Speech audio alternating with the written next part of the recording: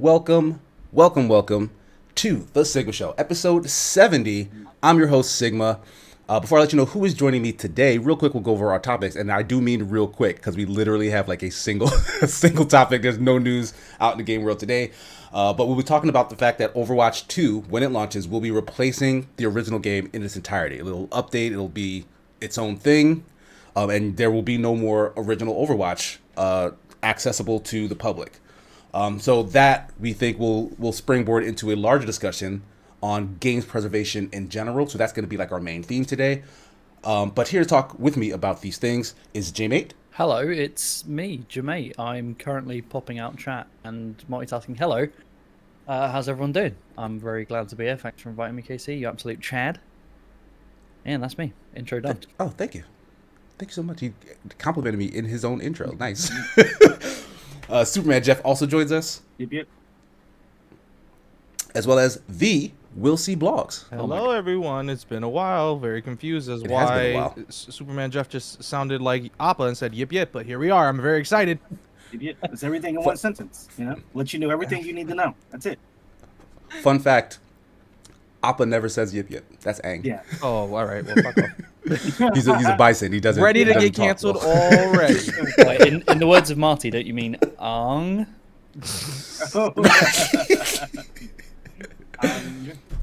Oh man. All right, so as we tend to do, we'll start things off with what we've been playing, watching, reading, listening to, etc. Since we only have the one topic, guys, go nuts. This is your time to shine. Ooh. Catch everybody up on what you've been playing and watching, etc. We have all the time in the world. Where's my notebook? Anybody want to go first? Let me grab my notebook first. He has a notebook. He has his Jeff Xbox on the side, which is, I already saw the screen pop up. It was like, hey, you get this achievement. So he's ready. Still playing. I played much. I've been playing a lot of Destiny, so it's nothing new with that. Played some Elden Ring, been helping a couple of people who were new to Elden Ring, progressing the story a little bit, giving them a little bit of direction, beating a couple bosses. It's like the Isekai where I'm reborn in their world and I'm like super powerful. So it's like you're like, oh my god, what is that? Oh my god, what is this? You know, the sword that you get from the final boss's soul, the one that lets out like the wave of like holy damage, and it's like a long. I've not killed the end boss yet. Oh man. I have not killed a boss. No, yeah, I saw you pick that up, Will, and like you're notoriously like dislike any of the like souls and stuff. It's not even like a mistake that I ended up buying it. Like I really loved it. I put like 8 hours, but I've been killing the same grunts for like 8 hours. I swear to God, I'm not ready. You enjoy killing those grunts? I'm comfortable here. It's crazy because I've seen my boss do like he's like, let me show you what I've done recently, and he literally did. Some boss that had like a health bar that was longer than the United States literally just straight up came out of nowhere, did some senpai shit, cut himself, blood damage, and then killed him in like 3 hits. And I'm like, my mans, I'm struggling with like these little rabbit bunny crab things. I don't know what the fuck these things are. Oh, those. Yeah, because I killed one and then like its pops done came out of nowhere. Anyway, not the point. Point being is Elden Ring's lit, but I'm just not good. It is. So like we were helping them level up a little bit. So like I said, it was just like I try not to kill everything because then they're not having any fun. Like it just comes and steamroll their whole game, right? The experience. I only pop in when I'm needed. Like I'm like Saitama. I'm only needed when I'm needed. You know, that's the only time I do something. Otherwise, I try to just not really do much.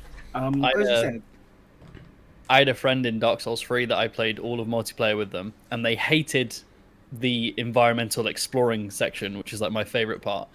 But they wanted me to help them with that. But in the boss fights, they made me sit in a corner and they would solo them. And about halfway through, I needed to tell them. I'd be like, you do realize that me being here like doubles the boss. Yeah, exactly. Right. Yeah. Like, and they're like, what? And I was like, you guys be playing this by yourself. And for every single boss in that game, I watched him solo it. Wow. It was a very weird experience. He's like, yes, it's very strange. Just need your help with adventure, and I can do all the fighting, and just be You're my just guy. Supervisor on scene. Yeah, that's it. It was really weird. It is. Like, did you recommend Shadow of the Colossus to that friend?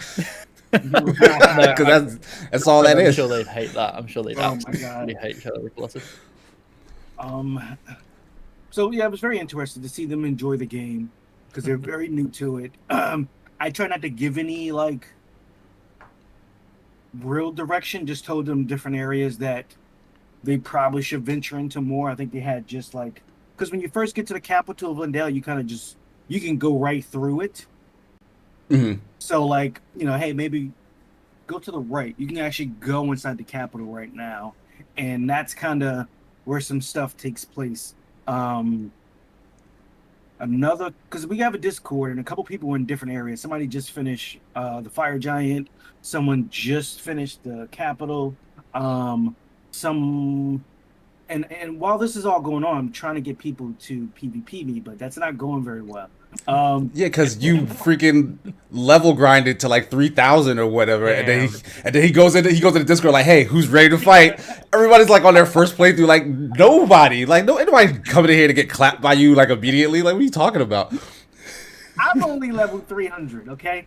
Only only I'm level barely 300. 30. Nah, you're doing a lot. Only 300, okay? This game was all encompassing. Like when I played this, like I would be I'm usually an early bird. Me and Casey would play games in the past, and it'd be like 10 o'clock, and I'll be off somewhere running into a wall. And he's like, "Did you fall asleep?" I was like, "Yeah, I guess I did." Put the controller in my hand. But with this game, I'll be up to like 1 o'clock in the morning. I gotta go to work at 4. I'm up till 1 playing Elden Ring and grinding like for runes. So it was a very like it sucked you in. Like it made you a part of that world. And I think that was the best part of it. Like just grinding, going, hunting for new weapons, incantations and stuff like that. So seeing him enjoy that is also, very satisfying for me. Besides that, I haven't played anything else. I've watched the last episode of Obi-Wan Kenobi. I thought this episode was by far the best. Obviously, it was the season finale, but it definitely took everything to the next level as far as the previous episodes. The stakes. It was very fan service, but it was in a good way. We all wanted to see how things would turn out. I don't know if there needs to be a second season, but if there is, Yeah, because there's a lot of rumors as to whether or not they're going to do that. Because like I said before, that time is very, very, very strict. So it's hard to do too much without affecting things that have already been established as, quote unquote canon. So it's very, very difficult because we were led to believe that Obi-Wan was just in exile for this time, and then he would just hide it out and didn't do anything. So this first season showed us that there was actually something going on. I think they did it artfully to where it didn't spit in the face of everything that's happened so far too much to a certain extent. But I think it gave the fans what they wanted to see, so it helped kind of smooth some of those rougher edges over. A second season, I don't know. I would like to see where other characters go and what happens to them and how that transpires. Can't say too much without offering a spoiler. Spoilers. Yeah. Watch The Boys. I will say, somebody mentioned that they watched The Boys, but it's very graphic for them. Yeah, that was a Yokina cat. There's certain episodes that are very graphic. The very first episode of season 3 is very, very graphic. Yep. It's just very, very, very graphic. Now, some of it, I feel like the part of episode 1 of season 3, it didn't play much to the story for that to happen. Like, what was the graphicness of it? Like, it didn't really add or take away from the story. So I think sometimes they just need to tone that back. They kind of do shock just for the sake of doing shock. And Right. if it's part of the story, I understand. Like, a lot of stuff with Homeland in the past seasons has been part of the story. Different situations, the stuff with, unfortunately, with Starlight and the Deep and that type of stuff. But, like, it starts to raise the bar, like, almost, especially this season, every episode. And some of it I feel like doesn't need to be turned up as high as it is. But overall, I think the writing is very good. I don't think this is a spoiler, but Jensen Ackles as Soldier Boy, I really enjoyed him. Enjoyed his character. It was a great addition. He's Dean from Supernatural, right? Yeah. Right. It's crazy at the fact that like you're saying all these other words and shit like that, and I know that they mean things, but to me, you're speaking a different language. And which is crazy because I remember reading like the first volume of The Boys, but I didn't retain much of the information outside of this is just crazy for the sake of being crazy. And then So the graphic novel is also kind of like super over the top it's in even terms of worse. like. It's even worse. Yeah. Oh, it's worse. Yeah, they go balls to the wall on that one. So like when you say all these other names, and I'm like, it seems semi-familiar, but then also in my head I'm just like, let me stop pretending I know. Yeah, it's a lot worse because there's other teams that you don't see in the show, but there's other teams that exist in the comics that, there's a lot more in the comics, So I kind of get that. And like I said, I think that in itself is what it's trying to establish. If there are superheroes kind of in the real world, not all of them are good. You know what I'm saying? And the ones that are good aren't always as altruistic as we would think a superhero would be. So we would think that some of this stuff would go on. They just turn it up to the extreme, so that way you get the hint of, what they're trying to convey. I'm on episode 3 of Stranger Things. Well, before you jump off of The Boys, King's Dead 42 in chat says, I suspect they push the graphic content to make the characters feel numb to it. I think that's an interesting angle, like, because you're juxtaposing how graphic the things they're doing are to show you like how removed from it the people who are doing it is, and I guess that makes sense. It's true. That could be. I can see that. For me, it's like I completely agree with Jeff, which is season 3, episode 1 has a really, really graphic sequence. I won't spoil it, especially considering we wouldn't be able to talk about it on Twitch. I think they'd get a bit funny. But it has no bearing on the plot. It's just there. And I kind of get where King Dead's coming from, and I agree with that in season 1. We're in season 3. We know these characters. We know where they're coming from. For me, if something isn't driving the plot forward, it shouldn't be there. It should be somewhere else, right? Now let's say all the animes that are made, then they just got fucking filler episodes and nothing's going on. Exactly. Jesus. It was a cool sequence, right? Don't get me wrong. I did enjoy that episode, but I do agree with Jeff that it's kind of just there because it's graphic and it's funny. But later on in the season, like I've binged every episode like a few days ago. Which is a mistake because now I just want to see the last episode really bad. But I'm really, really enjoying it, and a lot of the times the violence does serve the plot. Even when a lot of people die, it's usually to drive the narrative forward, right? And it always does. And I don't think it's a big mark of the series, but I think the time for showing numbness to death and stuff like that, I think that's season 1 kind of territory. We're beyond that. Yeah, I agree with you. Gotcha. It's been very, very good. Aside from that small critique, it's been very, very good. Establishing the new characters, reestablishing the older characters with different dynamics going on between each of the characters and their relationships with each other. It definitely puts those relationships to the test, so to speak. It definitely shows you, and it's hard to say this without spoiling it, so I'm gonna slightly tone it down. It definitely shows you how almost everything is connected between soups of today and soups of the past, and how that whole industry came to be, and what it was built off of. So like, it wasn't ever built off of, we need these heroes to save the world, or like trying to do good or something. Right. It's kind of just built off of what can we do to make money off of this. And then you had the underlining things with, and this is from last season, so I don't know if this is not really a spoiler, with Stormfront being, a Nazi, that type of stuff, and how that was intertwined in Vought, and how that stuff, you see how some of that came to be and why, to a certain extent. But like Jamie said, it's been very, very, very good. It's hard to say more without saying more. For sure. It's just like, but like, so the last episode is what, next Friday? Next Friday. Yeah, which is crazy. All right, so nice. I'll be able to catch up by then. Yeah. This isn't really a spoiler, but massive shout out to the writers and Homelander's. I don't know his name. Homelander's actor. Just for me, that show is Homelander. It's such a great portrayal, and just watching him deteriorate and is. I can't take my eyes off him when he's on the screen. Like he's terrifying. But you never know when he's going to snap. Yeah, it's just, and that's the whole thing. That's the whole show. Like, I reckon there wouldn't be a show if there was no Homelander. Like, it would be fun and it would be great, but I think a lot of it is wrapped up in him. So big shout out to that actor. Yeah, definitely. He is definitely one of the best villains I've seen in quite a while. So, and it's very like he can turn a switch so quickly.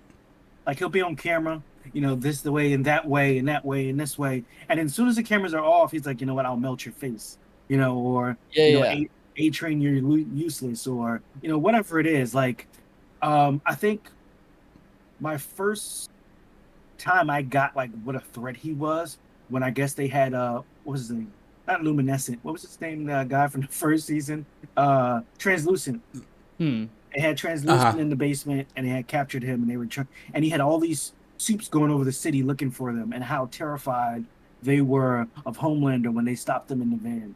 Like it was just sheer fear because there was the public perception of Homelander being a hero, being this all-American boy, you know, and then there was what the boys knew him to actually be, and it was just like, holy crap! And then you start to learn some of the things he's done, like that plane scene. Oh my god! When he was like, she was like, "We got to save these people." Like, what do you want me to do? I can't lift the plane because you remember that Superman would lift the plane. You know what I'm saying? Yeah, like and that. It was like a critique specifically of Superman lifting planes on a regular basis. Like the plane will fold. He's like, "There's nothing to stand on up there." I'm like, "He's got a point." And he's like, "What are we going to grab them one by one?" It's like, no, we can't let anybody live because they're going to tell people how we let the rest of them die. He's like, well, just take the girl. He was like, no. And then people were, you know, getting up. He's like, yeah, I'll laser every one of you. And it was just like, holy crap. And you see Maeve and how she had to deal with that because she wanted to find a way. She was also like a prisoner. Yeah, she wanted to find a way to do what was right. And you see how that affected her and how she led to like drinking and substance abuse to kind of cope with some of those things. So it definitely dwells into depression. It does with dealing with past traumas. So seeing how each character deals with these situations, especially when they aren't numb like everyone else, when they actually feel these things and they understand the weight and the gravity of it, is very interesting. It's insane because a huge part of Homelander's story is like, what would happen to a person who was horrifically abused as a child and then was given the powers of a god? That is Homelander. And it's so well done. It's so well done. I genuinely think The Boys might be some of the best television out today. Oh, I think sure. it's like incredible. What you just described is actually what made Jessica Jones season 1 so amazing. Because that's literally literally Kilgrave's story. Like he was abused and not misunderstood and mistreated as a child, and kind of had this godlike ability to like control people, and like you see what that wreaked havoc on the world because of that. So like because he was in a different way, he was every bit as like scary and dangerous as like Homelander is, right? Yeah. Very good. But Nick the OG in chat says it's nuts that there are people who thought Homelander was ever a good guy. Yeah, I heard about that going around on the internet. Folks freaking out because like now apparently he's irredeemable, whereas in season 1, I guess they thought he could turn things around. I don't know. Right. And that that's the scary part of that. It's like you can still come back. You can still, you know, because people, you know, and it's weird because people will like Endeavor from My Hero Academia. People were ready like to throw him under the bus, like with some of the stuff he did. And by all, you know, right, they should have, right? They're like, oh, he doesn't deserve redemption, but we'll give Homelander redemption for the stuff he's done. I was thinking about this while watching Obi-Wan, because I'm similar to you, Jeff. The things I've been watching is The Boys and Obi-Wan. Right, exactly. And I was thinking about this watching everyone, which was I hate redemption arcs, especially when they're connected to heinous characters. Right. Like Anakin doesn't deserve a redemption arc. No. He is. Wait, is a that what child... they tried to do? No. No. I was just Okay. thinking this. This was isn't a about to spoiler. I was go, just 'cause thinking this. I'm about to No, laugh no. my ass off and watch He's it. a just child in that space. murdering, like he's murdered millions of people, like with the Death Yeah. Star. Right. The same with Yeah. Kylo Ren. Like Kylo Ren does not deserve a redemption. Like he killed his father. He killed millions of people with Starkiller Base. They don't deserve it. And then Star Wars is a big proponent of this. They always get their redemption. Their family always forgives them. It's like you murdered children, Right. like defenseless Yeah. children. Right. Like that's a huge part of your story. Yeah, but And I those think, kids like, oh, I was Sam, going that through the problem. something. And I was so sad. You don't understand. didn't- The It sand. didn't take much to turn Anakin, though. If I'm being honest with you, it didn't take much. You know, it wasn't like Yeah. It didn't take much. You know. I almost was said just- something really bad. I I'm had a thinking dream. Anakin yeah. is this modern day, like incel. I hate to say it. I really hate to say it. It's Jesus. the first thing that comes to mind. I'm just like, far off. I mean, it's not far off. But yeah, Yeah. it's. I don't know. bad. Yeah, I had a dream. My wife was gonna be ill, so an old wizard told me to kill a load of Right. kids. It's like so I can save her. But here's the thing: she still died. So why were you still following him? Yeah. He told you- Like- Yeah, like didn't that man tell you that he could save her, and then that just didn't just happen? saying. I just imagine Anakin like after he gets turned into Darth Vader and he's like, the no scene. He kind of calms down. He's like, "Man, I really fucked up. Like, Maybe I did. this too was much. I not might have worth pushed a it. little bit. Like, I lost 90% of my body. My wife's dead. My kids are dead. Right? Like this is just fucked Wow. for him." Yeah, at that point, it's just him angrily lashing out, right? Like he's like, "Oh, if I Yeah, can't be yeah. happy, then the universe can't be happy, or whatever, Yeah, some yeah. such nonsense." Um, So I get that. But I mean, I am a fan of redemption arcs in general, but I absolutely agree that like the idea of everyone being redeemable, Yeah. like despite all the stuff they've done, like that. Yeah, that, No, that I'm with doesn't you. really hold Redemption water. arcs can Yeah. definitely work. They can definitely work. It's just it was just those examples in my brain. I was like, yeah, I Man, agree with you, yeah. Darth Vader's a vile person. Like he is horrible. Right. Like, They even kind of gave Darth Maul a redemption arc. And his atrocities, while they were very, very high, they weren't as high as like Darth Vader. Like he did some things, but Yeah, he was a pawn. yeah, he also when he realized what was going on, he tried to combat it, like we saw in the Clone Wars and him establishing Rebels. yeah, Crimson Dawn and stuff like that, and then trying to build an army on Mandalore and all that good stuff. He knew what was going to happen, and he tried to combat it. Even like But for like himself, Right, though, right, like he wasn't like, "Oh, I need to stop this because now I understand what it means to be Right. good," No, and, yeah, that's and true. whatever. No, he was just like, "Oh, they screwed with me. All right, well, I'm gonna go get mine, and I'm gonna make sure I'm good." right, And that was at the cost of other people too. So like he was still a villain. He That's just true. he wasn't as bad, I mean, he did- I guess, he did as help a Urza. dude who murdered billions of people. that is very true. Like whole planets of people. He did kind of help Urza Bridges, and yeah, when they fought on I forgot the planet, he was fighting the Inquisitors and whatnot. He kind of helped out a little bit. Once again, I mean, because that also helped him. that is Like he very was helping true. himself. That is very true. That's very true. But I'm in the same boat as redemption arcs. Stranger Things season 4. 4. Yeah, Yes. 4. Ken, Has- before you go fully into this, I just need to get this off my chest before it becomes a Mm. conversation because I know people are gonna look at me sideways and shit. Let it out. It's Let it okay. out. I love Stranger Things as a concept of a show.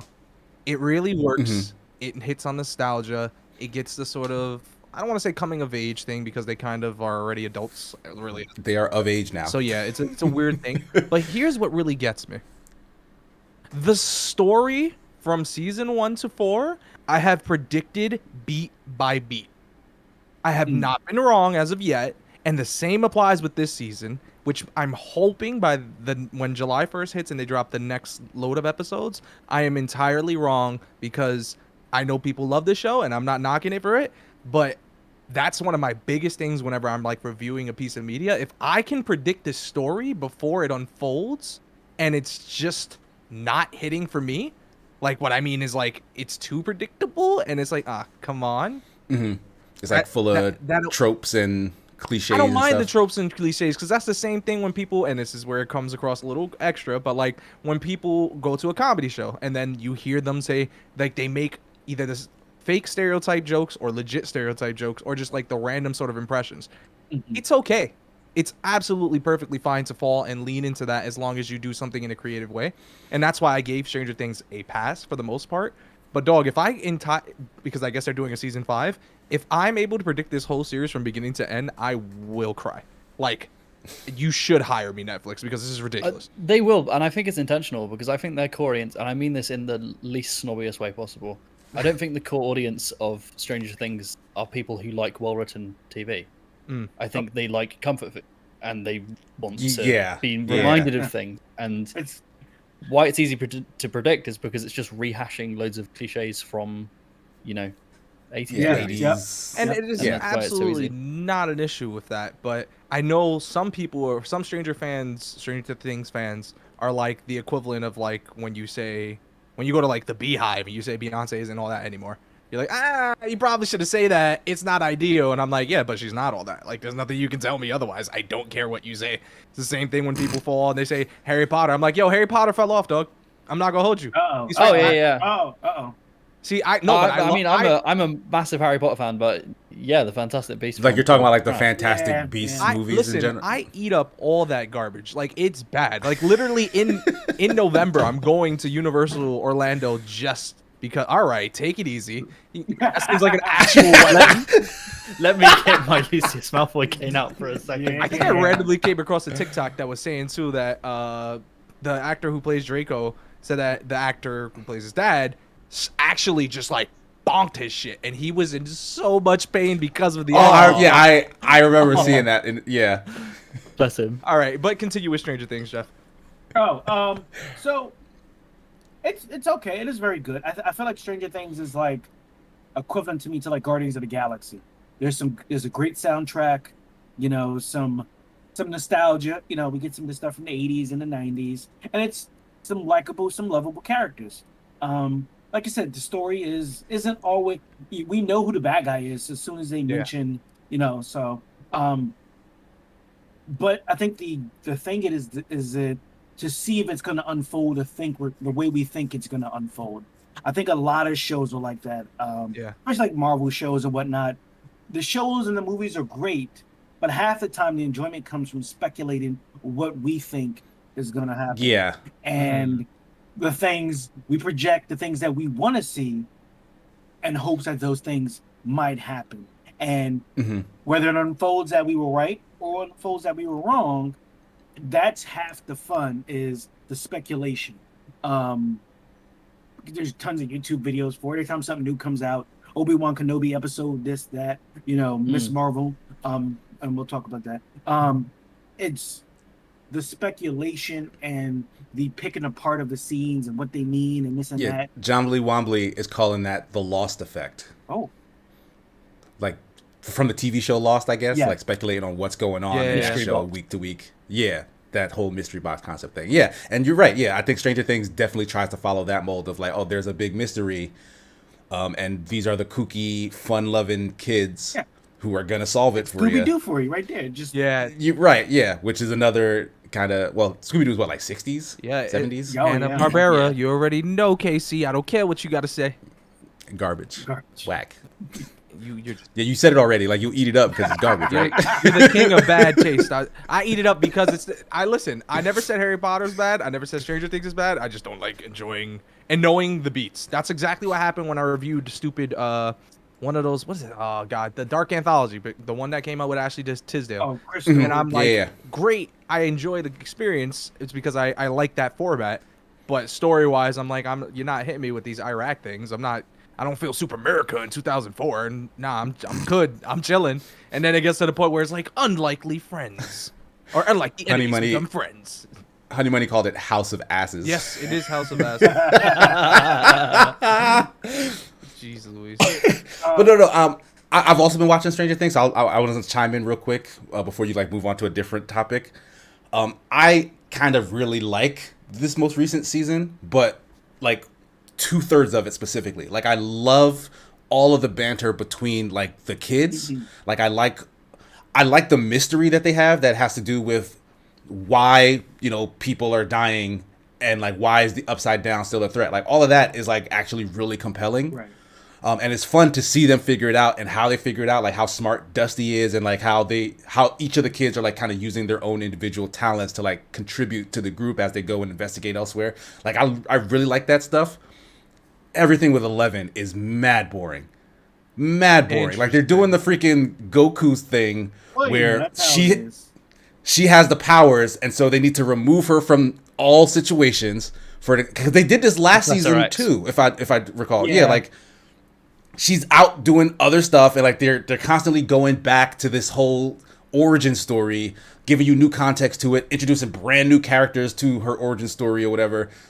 And like it just feels so forced and uninteresting and like I at this point I don't care about Elle.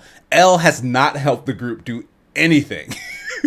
Like they don't need her in all honesty. Like they're kind of on a roll on their own. Like I wish they would just help. They would ask like the police for help because like I can't understand at this point like where things have ended up. Like at this point you have so much proof. There's so much at stake. Like get an adult, if I'm being honest with you, like there's the police and then there's the kids. So it's like as far as like detectives, the kids are like no, you're right, but at some point like they need more forces. Like they need some help. Like take what you have learned to people with resources. Yo, what resources you finna do when they snapping necks? What are you talking about? You sound mad ridiculous. Yeah. And then the government knew about it and they didn't inform the cops. Right. Right. The cops just like no one's saying anything about anything. I did like that. I guess that's half of because it. The whole government stupid conspiracy shit. I've stuff. had this conversation recently. I'm just like, you know, the government's kind of a piece of shit. And then they're like, yeah, it's been like that for years. And I'm like watching this and I'm like, it's good to know that I'm not the only person who had this thought initially. But also the cops didn't think like, oh, well, why would the government show up for some random killing? Like, we don't think there's more behind that, especially with everything with the lab that used to be here and all that good stuff, right? We're just like, oh yeah, the government showed up, but we think it's this person or whatever it is. Like they didn't look further. Like, why would the government show up for some random killing in a trailer park? Because listen, they just need to get their check and leave. They're not worried about the other stuff. I think they're doing a lot of lying and covering up for that town, which I guess, yeah, like if you're going about your regular life and some news report in the paper tells you like, oh, the reason why all your neighbors died was because of some random mall fire or whatever, like sure, you'll probably eat that up. Like, oh, that's such a tragedy. That sounds probably a lot more plausible than, oh, there's another dimension and like there's a monster attacking your children. Respect. So I get that. But at some point, because you keep seeing what's happening because the rest of the town doesn't know what's going on, right? Like at some point I'm waiting, but of course it won't happen because that will kill all the tension in the show. Here's my question to you: even if they got the whole town, even if they got the government, what the fuck they finna do? It's a different universe. See, I genuinely believe if they just called the cops, the kids just called the cops, and the last episode was them storming the place, and they just win with the cops, it would be the best ending because Will wouldn't have seen it coming. Honestly, yes. There it is. I fucking like that. That was a great You'd be like, one. what are they going to do? They literally just walk in and they've got guns and they go, put them up. They're like, okay. He's like, wait a minute. Okay. Didn't know that as an option. And it just ends. Like all the Demogorgons and stuff all put their hands up. And like everybody gets together and then all their rings combine and then boom. And then Will stands up from his sofa and starts clapping. Yes, he's still clap. Everyone else is like, what the fuck is going on? And I'm just like, this is genius. I didn't see this coming. Yeah. Perfect. But no, yeah, I mean, yeah, like that's what makes it familiar and that's what makes it annoying too. Is like, you know what's going to happen and you're like, why wouldn't it? Because like there's mad movies where I think that's a trope in and of itself, right? Like situations that could easily be solved by like picking up the phone. Right. Yeah. Yo, hold on. This is unrelated, but this just came to mind too because you mentioned it. That trope made no sense, and it still doesn't. And it's happening now, or it happened rather, because I watched Top Gun Maverick. Mm-hmm. And the whole concept is that they have to do this mission in a certain amount of time without being detected by drones, without this, that, and the third, so on and so forth. Right? Mm-hmm. Why didn't they think to just fucking send a drone? There's a huge plot hole, and they're just like, whatever. We'll do it with a fucking jet. And it's like, no, use a fucking. We're in 2022. You just gotta get Tom Cruise's dumb ass to do this. Is getting me mad.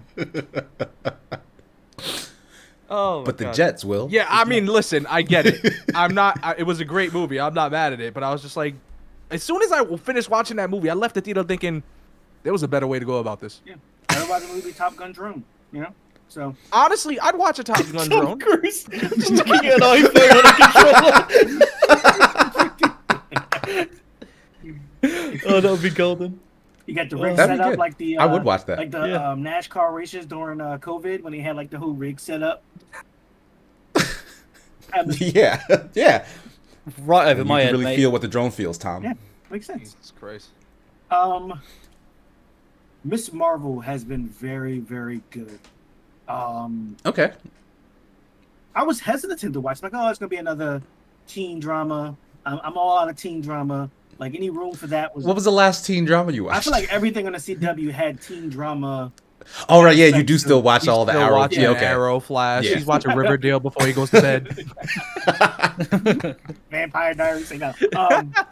But I feel like because when I was the CW's problem, a lot of stuff they venture into that. Oh, this person loves this person. That person loves that person. Oh, you lied to me. Oh, I can never trust you again.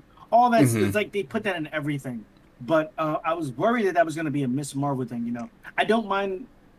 I feel like it touches on her being an actual teenager in the real world. You know what I'm saying? Not in I A don't teen know, drama. Right, drama Yeah. hill, you know? That makes So- sense. Yeah. Did you where like read the teenagers initial- basically have jobs and Right. You know what I'm saying? like they go out on dates and they have cars and just I don't know. Like the teens have so much autonomy in on TV. Like I was not allowed to do any of this stuff. They're just having sleepovers. Jeff, did you initially read the comic? Yes. Yeah. I'm very Inhumans are probably one of my favorite groups in Marvel Comics. So when they introduced her, I was very much All about the it. whole thing with the Terrigen Mists and all that good stuff. So I was looking forward to her.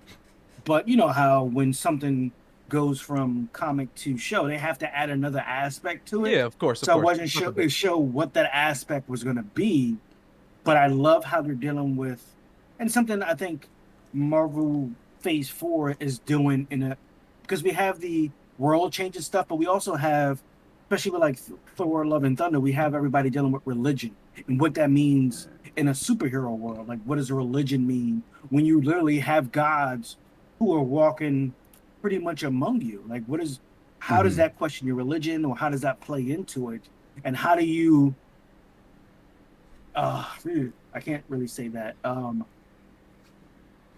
Because like one of the commandments is thou shalt have no God before me, right? So how do you not worship these heroes but celebrate them while also being acceptive of your religion? And I think this does a great job of explaining that world. And and I love the way they explore the Muslim culture and highlight the parts of it and how it affects this brown skinned girl from Jersey City. Oh yeah, you guys must have loved that. You ate that up. Yeah, like I know where that's Yeah, from. exactly. I haven't seen went it to yet, the site but- where she was eating. I was like, Yo, let me tell you something, sandwich. Casey. Oh, straight up, I feel that. Casey, let me tell you something. And even JMA, y'all gonna sound like I am like slobbing on the knob of the show. I don't care how bad that sounds. Miss Marvel has the best It does sound bad. transitions I've seen in the recent like decade. I shit you Okay. not. It's done in such a magnificent way where it's intertwined into the actual narrative and what's going on. It still keeps the tone of what the comic is, where it's kind of bubbly, but it's also like you can kind of relate to it regardless of your age frame. And also when they do it, it's one of those things where I literally told my girlfriend when we watching it, I'm like, yo, I gotta rewind that. Because the inner nerd or whatever cinema in me, like when I think about that, I think about school and I'm like, yo, if I could have done that in my senior thesis, I'll be working with fucking anywhere Warner Bros. Like this is Spielberg, crazy. maybe? It's gorgeous. It's fantastic. You'd be working on Miss Marvel. Yeah, exactly. Yeah. I don't want to where put it is. that's where I aspire. I don't think I ever want to be at that. I don't think I'll ever be at that level. Tell you that much. I've never had my opinions on a show changed so quickly from hearing both of you talk about it. I've been completely switched off from Miss Marvel because I was like, Oh, that's that fine. looks like a teen drama, and Yes. I've just come off the back of watching The Boys, and Yeah, that you don't looks get like that. the complete opposite of what I want. So, but yeah, I think I'm going to check it out now. It's That sounds just good. really refreshing. Like the story for me is a hit or miss. Like it's I not. feel like the story's very good. I feel like it's. Here's the thing, and it's immediate payoff. I do like that. It's not introducing something and Yeah. making me wait to the end of the season to get those answers. It'll introduce something and then give me those answers. Of course. And the format's really nice because it still gives you that sort of like hook at the end where it's just like, we'll get you in the next episode. You're going to want to tune in next week. And I say hit or miss more so. I like it. It's hitting for me. But I say hit or miss because I keep in mind of like the general audiences. And if you don't really have a connection to the character, if you didn't read the comics, if you just have no relation or connection to being a person of color or even to the location, like there's some things that could be like, this doesn't connect with me, and that's perfectly fine. Doesn't mean you shouldn't check it out because of that. And I think people initially like they're seeing like even when they say nicknames for like their parents or like their brothers or so on and so forth, like that is ingrained within the culture, that is ingrained within people, and that's not a universal thing. We know America's kind of a hot mess, so you know, people have their strong opinions. Right. Yeah. You know what I mean? So my thing is more so like I'm open-ended. I'll watch whatever. It doesn't hurt at this point. So my thing is that like I connect to it because like I've been over there in Jersey City. I know what it's like to have where I have like I refer to my aunt and uncle not in English and I refer to them by some thing that's connected. You know what I mean? I know the struggle of being like told that, or my sisters actually. I've seen my sisters go through the struggle where you can't wear this because you're a young woman and guys are disgusting. You know what I mean? There's shit like that it may not connect with all audiences, but because I'm so close and connected and I understand that because I've witnessed it in real life, I think it hits at all bats for me. Will it hit for everyone else? Can't say, but I do think it's worth a watch. I hate the idea that because something is like foreign to you, you can't connect with it. Yeah, it's a weak thing, but people are like, yeah, like I feel like most people will say that as an excuse for just being ignorant and prejudiced. Honestly. Oh yeah, for sure. Because they'll spend countless hours learning about fake shit. Oh, 100%. Like the Elder Scrolls and Lord of the Rings. None of that is your culture. Right. Like all that shit is made up BS. So like you're gonna tell me that you didn't learn about that stuff as you watched it because you were interested in it. Yeah. Like Jeff mentioned as well, Rami is another show that's also set in Jersey, weirdly enough, that follows like a Muslim family. And like there's so much that it gives you that helps you understand like kind of the Muslim experience in the modern day, especially for like a young millennial, right? And like I love that show. It's probably like one of my favorite it's a drama comedy, but it's one of my favorite dramas of like the last 5 years. Like it's amazing. And like if Ms. Marvel is kind of dipping their toes in that water as well as a Disney superhero thing, like that's fantastic. Right. Like I can't wait to start that up. Right. The best TV. Carry on, dude. No, go ahead.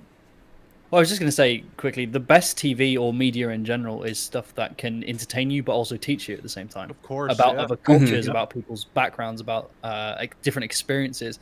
When I watched TV as a kid, it was very different to how I watch now because of the experiences I've had in my life. It's changed how I viewed things, and if we can learn that from watching, because it's very hard for me as an English person to, by happenstance, learn about the culture from where you guys are from in America, right? It's very difficult for me to get to learn that unless I watch media based around that stuff, and that's how I learn, and that kind of makes my worldview stronger and makes me understand things better.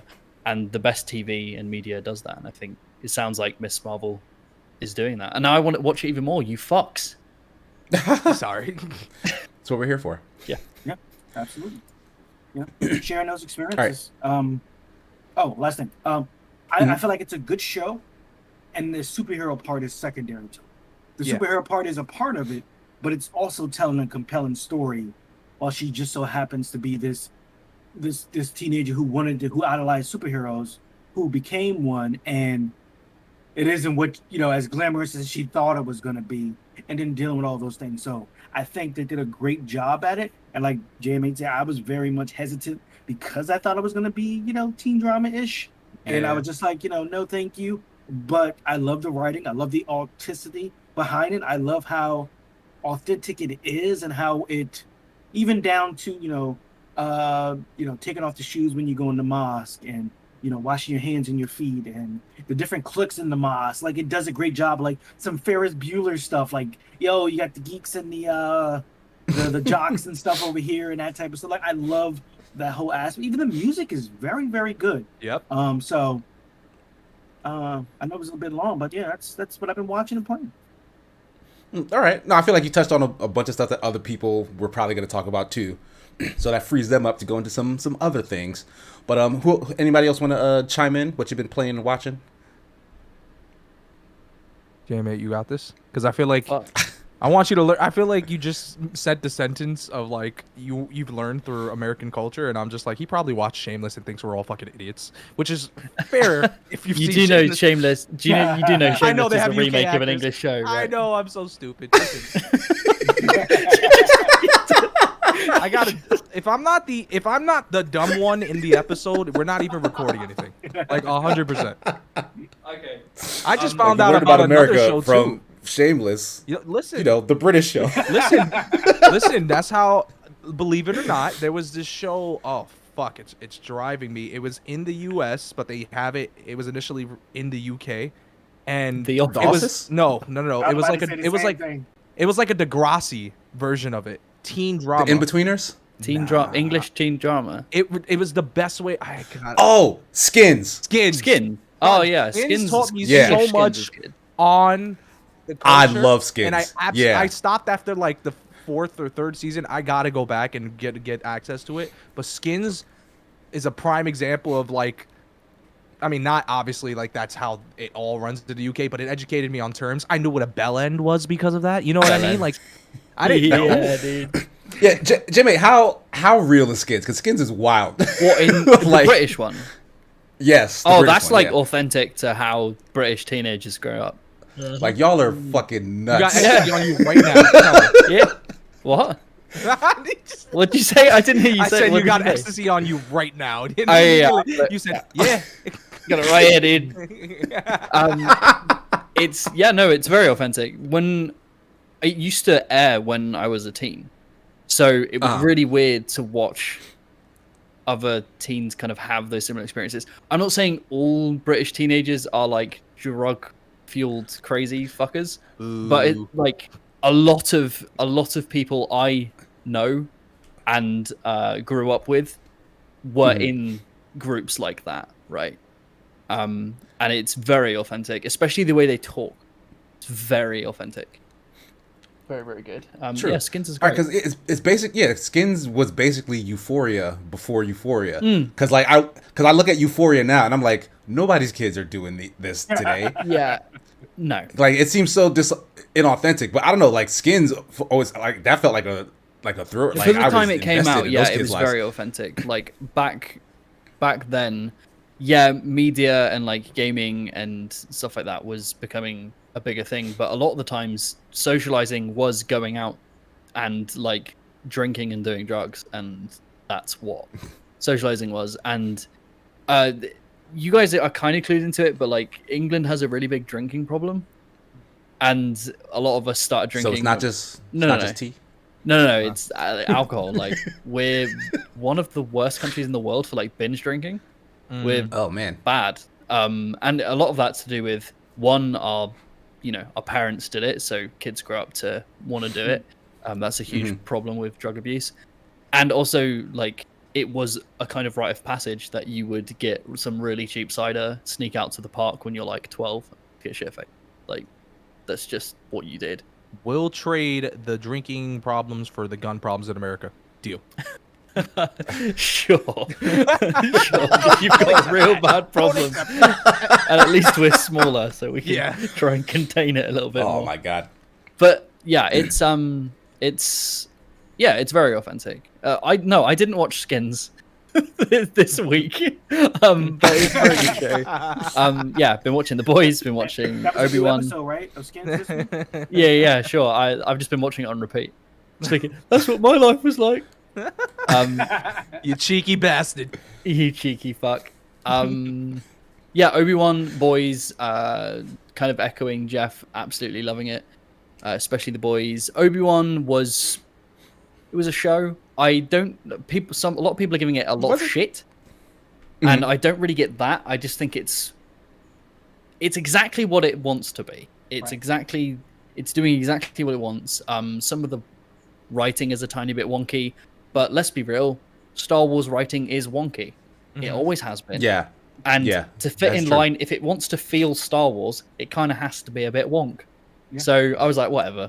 I'm just along for the ride. Yeah, really loved the visuals. Really, really good show. Gaming wise, I've been playing an absolute fuck ton of Disco Elysium. That's because I'm making an episode on it next. And my god, that game is so unbelievably good. It hurts my soul. It's probably one of the... It's not in my top 5 games of all time or anything, mainly because I probably wouldn't have played it unless I was making a video on it. Because I'm dyslexic, and that game is 95% reading and 5% There's a lot of text wandering around looking for people to talk to. So it's not something I would usually pick up, but it was recommended for my Illusion of Choice video, and it's probably one of the best design games I have ever seen in my life. It's outstanding. The amount of detail that game goes into just for standard conversations. And it's using... I'm going to go into this into my video, so I don't want to go too deep, but it's using all of the standard techniques that we use to create the illusion of choice, but it does them to such a degree, to such detail, that it becomes invisible. Because you don't feel like you're being guided in a direction, because every choice you have gives you a new piece of lore about the people you're talking to, about the world, or something. The sections that would be superfluous in other games, that would just loop you around back to the main path, give you full detail on the world, and just round out how you learn, and it's incredible. Other than that, I've been playing a shit ton of Teamfight Tactics, which is like a League of Legends auto chess game. Right, yeah. I adore that game. It's so fun. Like, you can just... I'm really into games at the moment where I can play them with one hand and just, like, put it on at will. I put it on the... I'm sure you're thinking of something, Day. Oh, I'm minding my business. Like, that went right over my head until you said Will. You're right. You invited the idea. Yeah, no, I'm getting in early before you bring it up later. And I can just put it on, and because it's auto chess, it's Teamfight Tactics, you place your teams, and I'm sure you guys have seen it, and then they fight each other, and you just see who wins. And then next round, you move your minions around, give them different items, and just try and make them win the next one. So I can place all my things with one hand, and mainly tend to my puppy, because she's taking up a lot of my energy at the moment. So I'm enjoying games where I can just be like, go, and then I can look away for a minute, and then come back, and I haven't missed anything. The complete opposite of Disco Elysium, where you have to fucking stare and listen to every single second of it. So I've been really enjoying that. It's really nice to play that casually with friends in the evenings when I have time. But that's been a bit about me. I've been looking out for a really good multiplayer game that I want to get into recently. I miss just having something to look forward to play in the evenings. Like, I miss that feeling, and I really want it, but just waiting for the right game to show up, really. But yeah, that's me. Destiny does that for me. I think I took a break for a while, but I'm really, really into it now, and it definitely fills that void of a multiplayer game. And with the new DLC and the new story, it's just been... I think this is the best writing it has ever been in Destiny. I think Sigma will tell you they did a story about one of the main characters of the game who's been around forever, and they shed new light on his past, because essentially as a guardian, the Zavala thing, you've probably been alive for hundreds of years, and so like 90 years is like the blink of an eye, you know. So and it tells you what happened with his wife and a bunch of stuff. Just very, very good writing. And my only critique is that they're not using Ikora enough. They had her like be useful in the beginning, like in the Witch Queen, but they're not using her enough. So I'm hoping that changes. But definitely a great multiplayer game with the raids and the dungeons and PvP if that's your thing. But it's a lot of fun. Yeah, I've played quite a lot of it. I've been thinking about jumping back into it, but I tried a little while back, and then I played it a lot on Battle.net, and then they did the whole thing where they moved to free-to-play, well, left Activision, did all that, and my account got wiped, and I couldn't relink my account, so I lost everything. And then I tried to jump back in with a friend, and they'd have been playing for a long time and what was ahead of me, and the new player experience in that is very like it's very in your face, and it's like, listen to these things, do this, and I just got tired. I was like, I can't. But it's tough to try and break back in, because like I also was like, oh, Witch Queen seems like exciting. I bought it, played like some of the first mission in the story or whatever, and then just kind of wandered off because it's like there's so much in there. Right. I will say they streamlined it. It used to be like when you went in, you had all the past stuff. Now it's just starting from the Witch Queen going forward. So you haven't had to play. You don't have to go back and do the story for everything that's been there, which is like 3 or 4 different DLCs. Now you just get in and you started. They started everybody at the same place. So whether you were an old player or a new player, when you got in, everyone started at the same place to make it a lot easier. But yeah, before, even when I went back, I was like, I've been away for like months. I got back, I'm like, where do I start? Like, what should I be doing? That's my problem. That's my problem. Yeah. Honey Money's asking, has the Witch Queen been well received by the way? I can't remember. I think it has. Witch Queen has been received pretty well, especially with the Void 3.0 rework, and then also now with the Season of the Haunted. I feel like this season has been even better than the Witch Queen as far as they did Solar 3.0, which means they add modifiers to your existing abilities, kind of similar to what they did with Stasis. If you experience that, which changes the way your abilities work, it allows for so much more customization as far as builds go. So you're not just going, okay, this weapon, this exotic. That's what I'm doing. No, you put your mods on. It works with this. Then you have your seasonal artifact. The mods from that might work with this. So it just adds. But sometimes I'll get in, and they have the Destiny item manager where you could save builds on there. So I could select the build on there, and it'll automatically change my gear and weapons and all my mods to that specific build. So a lot of times I'm just like tinkering with builds. Like, okay, well, this works with that.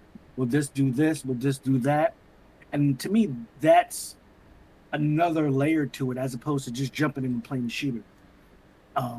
And then next, like the min-maxing, it continues to be fun. Yeah, because honestly, I'm not even in a rush to get to whatever max light is right now. I'm having fun doing the events that are popping up right now and doing the story stuff. PvP's fun. I never do Gambit. Just hasn't been fun in a long time, so I don't do Gambit. But getting pieces of gear that I want to work with this, there's so many different weapons now. It's just, you can just go nuts. And then next will be Arc 3.0. So they're redoing all the subclasses to add different abilities, and each one. So Void would be like debuffs, and pretty much debuffs. Solar are buffs, so you buff yourself and your allies.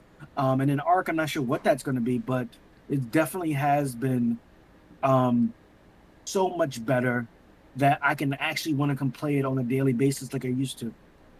Did Jeff just say he wants to buff himself? Yes. Okay, just wanted to hear that. Yeah, while he plays with one hand. Yeah, you ever buff yourself one-handed? It's a great feeling. It is. Yeah. All the time in TFT, every night. Cast spells with the other. All right, does that do it for you, Jimmy, or you got some other games you want to talk about? Yeah, I'm that's all good on my end. It's the worst part whenever me and James are on the same thing, because he's like, Will says the stupidest shit. I love it. I fucking love it, Will. It's so good. I could go brief. All right, Will, did you want to share with the class? Yeah, I'll share with the class. Thank you. You wanted to go Jersey last. Teacher. It's fine. Let's see. Content, media that I've absorbed. I recently rewatched Everybody Hates Chris. Okay. I miss Brooklyn, and that was the closest thing I had to it, and I understand it because he literally grew up where I grew up, so it makes sense. I finally watched and finished. I think J-Mate was on the show. Ted Lasso, both seasons. It's great. It's a great show. Wait, what the fuck? Rewind. What the fuck? I'm on that show. I don't know. I assume everybody in the UK is on the show. Okay, that's not the Yeah, point. it takes place in the UK. Yeah, so does- yeah, Okay, yeah, I'm in that. I've seen you in the background, like Doing ecstasy in the background. It's simultaneously filming an episode of Skins. fucking A. 2 shows at once.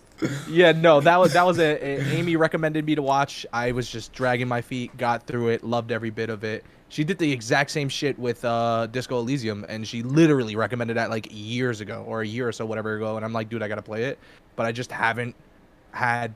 You know, my thing is a lot of, like you guys kind of brought it up in the last conversation, just like Destiny. My finger hurts when I think about Destiny because I'm just holding the right trigger. But like that shit, it's one of those things where, and I think it's changed ever since I've gone with like doing coverage or media and anything. Like I noticed like I just want to play something that's simple. So when they give me too many options, I get overwhelmed and my anxiety just spikes and I'm like, I don't fucking care.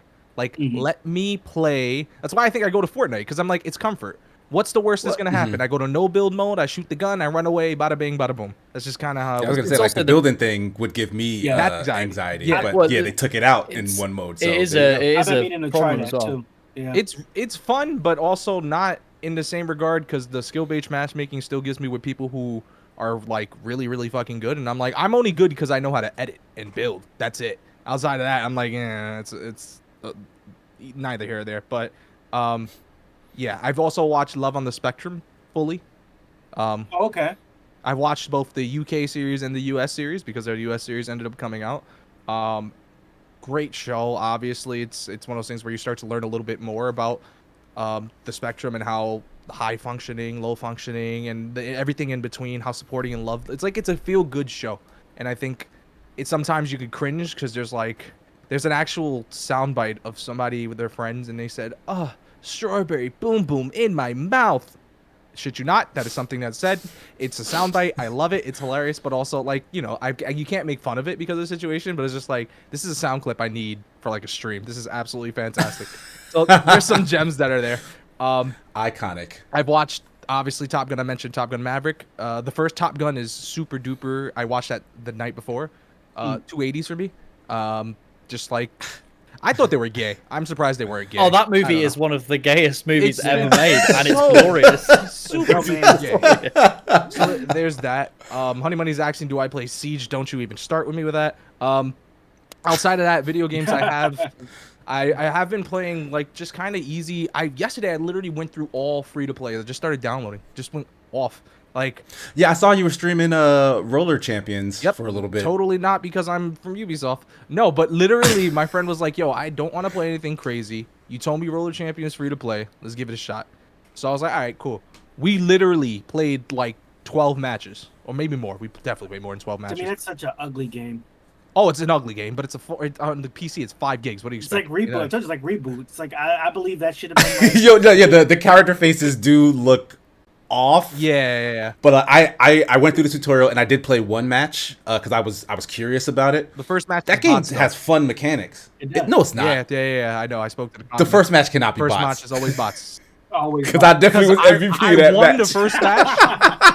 I won the first match, and the day after I was in a meeting, and I'm like, yo, let me talk to you for a second. And I asked the comm dev, I'm like, is this like a bot match? Because I got really excited. She's like, yeah, the first one's always bot matches. I'm like, fuck off. You let all the air out of KC's cells. He's like, man, I was Damn. MVP in No. the match. But I was Yeah. like, No, I was MVP. I was MVP. Quit in while that, you're ahead. But no, the mechanics in that game feel really good. Like that game feels really like it reminds me a lot of like how good Rocket League feels when you're like you just have really good control over your avatar. In this case, it's a person on roller Body skates. control. A lot of body control. Yeah, there's good body control Here's the thing. in Roller Champions. Roller Champions is seriously one of those games where it's like you have to be like, it's a team sport. It's hard. It's dumb to say, but like you can get major boost by having somebody else that's going within the same direction. You can use that to then use it to kind of navigate and get like different angles off of people. I've seen people do the Jesus shot, which is like they literally go to the top of the map, and as the goal opens, they dive into the 3-point row or the whatever the point thing is. So it's crazy. Like I'm not gonna say I'm advanced, but yesterday I played that. We didn't lose a match. And it's dumb because I bought the battle pass for it because I'm like, all right, I didn't lose a match, so I guess I'm doing this again.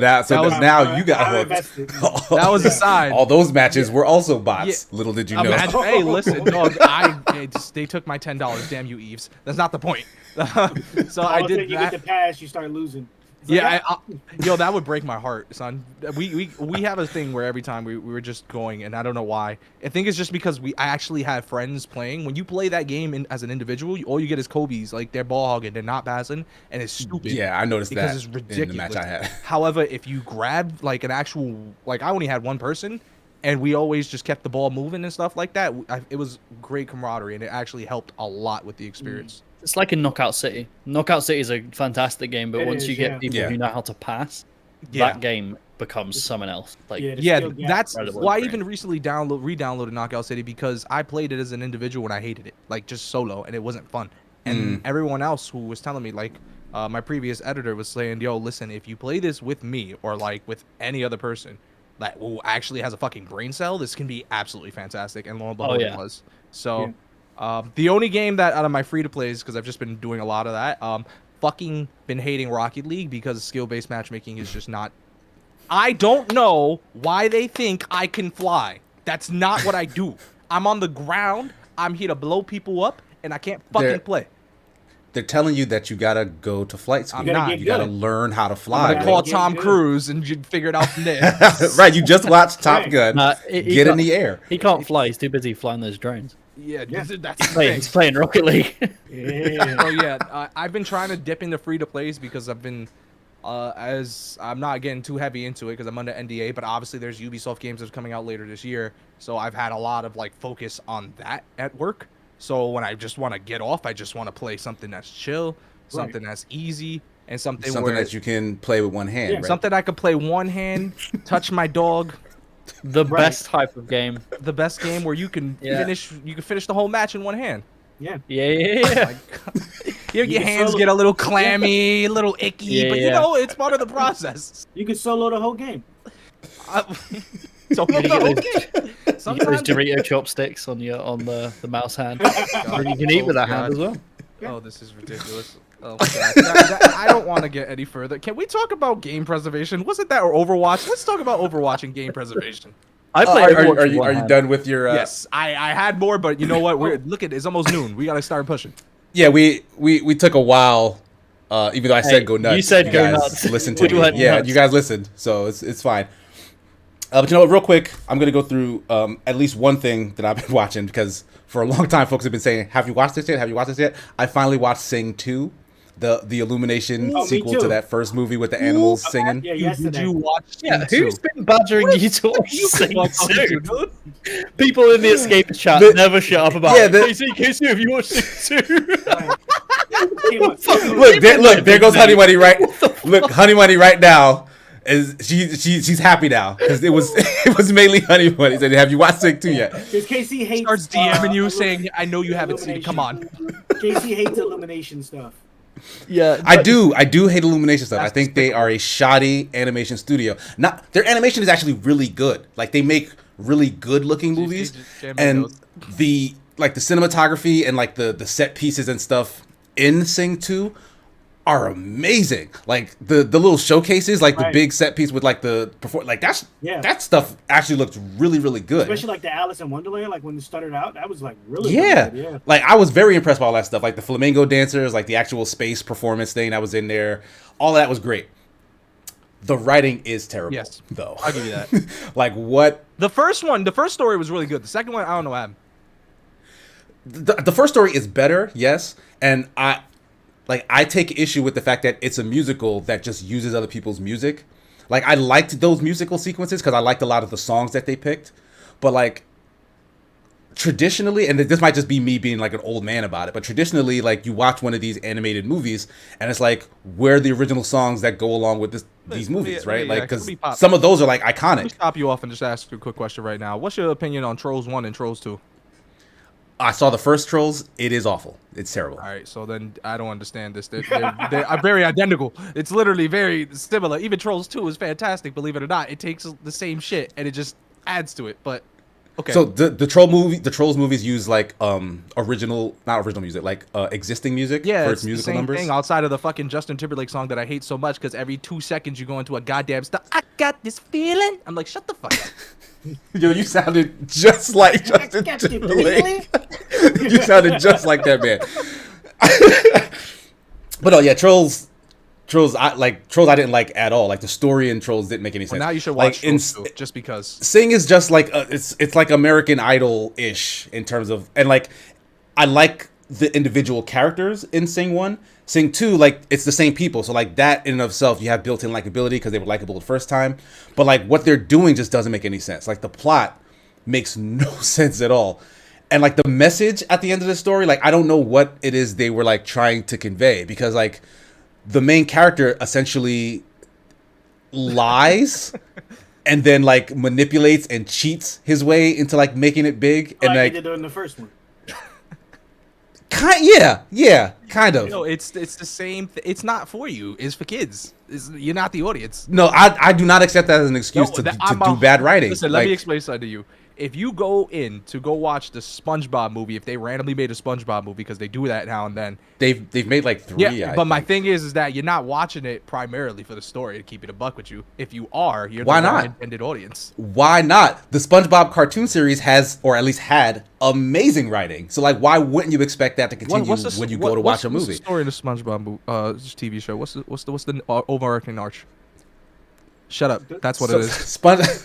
Shut up is the overarching. SpongeBob is not a continuous. It's not a serial. It's episodic. It's episodic. I know. So individual episodes will have their own themes and funny. Like it's comedy based. The best children's movies. The best children's movies have other humor that the adults will only get. They're the best. Yeah, one, of course. But that's also entertaining. Toy Story is a wonderful example of a movie that has some kind of weird raunchy humor in the undertones, which is great. But traditionally, if you watch kids movies like that are mass produced by bigger companies, like Illumination's a prime example, like you're not watching their Despicable Me series for the story. You're there. Yeah. So I would argue, why are you watching it? Yeah. Yo, hold the phone. See, you watch Sing, which is not a problem. You watch Sing 2, still not a problem.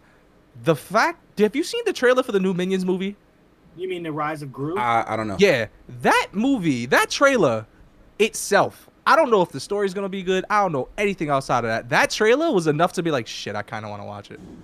It's just so obnoxious. So wait. From the trailer, what did you get in terms of what's the story that's going to tell you? It's not the story that I'm there for. Honestly, I'm there for a different. So what are you there for? Like that's what's confusing me. Like you're going to watch a movie, but you're not the same going reason for why the you story. watch SpongeBob, the SpongeBob movies or something like that. It's not realistically for the huge comedic bits that's there. It's just because there's some moments that are funny. Yes, there's some calls back. It's a little comforting, but on top of that, it's just a new bigger story. Is the story fantastic? No, but like what SpongeBob thing did you watch where the movie? Oh yes, I gotta go get the fucking something from King Trident. It's stupid. It's ridiculous. However, you're not there for that. You're there to be the first goofy SpongeBob humor. movie is actually good though. Like there's nothing wrong with that first SpongeBob movie. Like it's funny. It has. You're telling me having interesting plot line. Baywatch pop out of nowhere. That was hilarious. That was hilarious. Okay. I'm not was saying it's funny. not hilarious. I'm just Dude, saying and they like ride on his it's- chest hair across the sea. Oh my god! I'm just saying Like, that yeah. movie And ridiculous. Slaps. that part wasn't for kids though. That part was more for Yeah, like those the kids don't know who. episode. yeah, right. Yeah, kids have no idea who David Hasselhoff is Yeah. or Baywatch. Telling me that you kids never woke up and had whatever local channel TV and Baywatch was a rerun. I feel like I've Baywatch seen has it. been off for a long time. Boy, there's some people. I remember being poor. All they had is UPN 9 playing reruns of old Channel stupid 11, shows. yeah. Yeah, it's like, I know that. We just had reruns of Skins. Honestly, that's what we had. When I was a kid. But yeah, I just wanted to bring up Sing 2 for my section. We'll move on to our actual topic. I just really love the idea of Casey politely waiting for us to all finish so he could finally Sing talk it. about Sing Scene 2. two. Yeah. Not Miss Marvel, not Obi-Wan Kenobi. Yeah, which you know what, not no Stranger shame. Things, But The I just Boys. wanna get a next time a docket or like something like an actual saying like, yeah, no, mad people asked me. No, one person asked you to watch Sing 2 and you watched it. No, Honey Money has a militia behind her. Like she knows what Honestly, she did. I'm fair. That's absolutely fair. I feel like Honey Money would have a gang with herself. Ain't no shame. Honey Money's now asking about Pitch Perfect opinions. Oh, hold on. Now I I've wanna hear seen. How many of those movies are there? Are there 4. 3 or 2? 76. There are 4. Because I'm pretty sure I've seen 2. Have you seen the British? And I like them. They're funny. Have you seen the British version? There's a There's a British version. Yeah. directed by Jamie. Yeah. I play Anna Kendrick's character in that one. It's not the cup song, it's the pipe song. Yeah. Yeah, I like the first 2 Pitch Perfect movies. I also watched Glee. I thought Glee was a great sitcom. That's Glee's also a good about like show. a bunch of kids singing. Glee's a great show till you It realize gets all the bad people- after the main cast leaves. That's 9 Like times they out of they 10. go to college, they introduce a bunch of new kids, the show drops off a cliff. Yo, you know what's crazy? Unrelated, but like I just recently found out that fucking Grant Gustin was on the show. The guy who's on the Flash. Yes. And I was like, yeah, he was from like the rival school. yeah, and I had no idea. And it makes me really sad because when you think about how many people who are on that show who are either dead or found out they have some really disgusting past, Right. it's just like, oof. Some demons on I'd rather- on the Glee cast. I'd rather have listen. I'm rather Grant Gustin than have it to be what's this Grant- guy's name? Grant Ezra Miller. Gustin. Gustin is that? It Yeah. sounded like you said Guzman for a second. I was very confused. Grant Gustav. He was also Yeah. in Beauty and the Don't Beast. make fun of Jim, mate. He He's was right like, there. he was pretty much like Gaston. Yeah. His thing was like anybody can cook. That was his whole line. This is going off the radar. We're doing a lot. Yeah, I love we're it. like way Lean on into this. it. Lean All right. into it. So let's jump into the Overwatch 2 talk. As we mentioned earlier in the show, once that game launches, have they given a release date yet still? I thought it was projected 2023, but I might be wrong. Yeah, I thought it said. Yeah, so I don't think they've given a solid date. But when it does launch, apparently it will update the existing Overwatch 1 game client, and you will no longer be able to play that original version It did. of the game. It did But get released. I got a big question. Is everything from 1 going to be able to transfer to 2? October 4th. October 4th, Wow, okay. this year. So, do we know that as of originally- yet or no? Because they've been saying different things up until this most recent news, so I'm not entirely sure anymore. Like, it sounded like you'd be able to just play Overwatch 2 within that client. Yeah, but then Overwatch that 1 was would what- kind of be like a separate thing. Yeah, It was but going to be that Overwatch 2 players could go into maps and play with Overwatch 1 players, but Overwatch 1 players couldn't play any of the content or any of the heroes. It was effectively it was an expansion. It was expensive DLC. Right. But now it sounds like they're completely getting rid of Overwatch 1. But my question is, what happens to all of the people who just want to play Overwatch 1? I guess because it's online, it's gonna be, and that's gonna be juggling 2 servers, I would think, and Yeah. also it's gonna. I mean, obviously it's gonna change the meta because now one game is a Splitting, is yeah. a 5v5, another one's 6v6. That's where That's it got very super fucked. tricky. When they announced that Overwatch 2 was going to change from 6 players to 5 players per team, that's when I'm assuming they was like, we can't do this thing anymore where, They can play with you each know, other. we can mix the player Right. bases because, like, they're 2 completely different games at that point. And that pretty much spelled the end of Overwatch 1, which is upsetting because, like, that's probably the most contentious thing about the sequel is that you're losing a player. If you've had, like, a squad that you've been playing with, like, you're losing one of those players. If anybody wants to get me unleashed, get all your comments out now. I'm going guns a blazing when this happens. Oh, Just man. letting you know off the rip. No, go right ahead. Then we can spend the rest Do of it. our time. Do it. Yo, this is Fighting some with you. fucking Doing dumb damage shit. control. I'm gonna keep it a buck with y'all. Let me tell you this. I paid $60 for Overwatch 1. I don't care how many hours I done put into that. That game worked better as a format where it should have been free to play from the get-go. We already knew that, but Right. it was ahead of its time. They need to do its money. Bada bing, bada boom. What really fucking gets under my skin is the fact that they're throwing this. They had under Overwatch 2, right? And the whole about- concept for those who Talk were about talking it. about Overwatch 1 was that it was going to be a whole different thing where you're actually going to have different modes. It can be a PvP, it could be a PvE, it could be a story-based thing. They had all this thing lined up. And as an Overwatch fan who really, like, honestly, I went through this from launch to every time they dropped a new hero.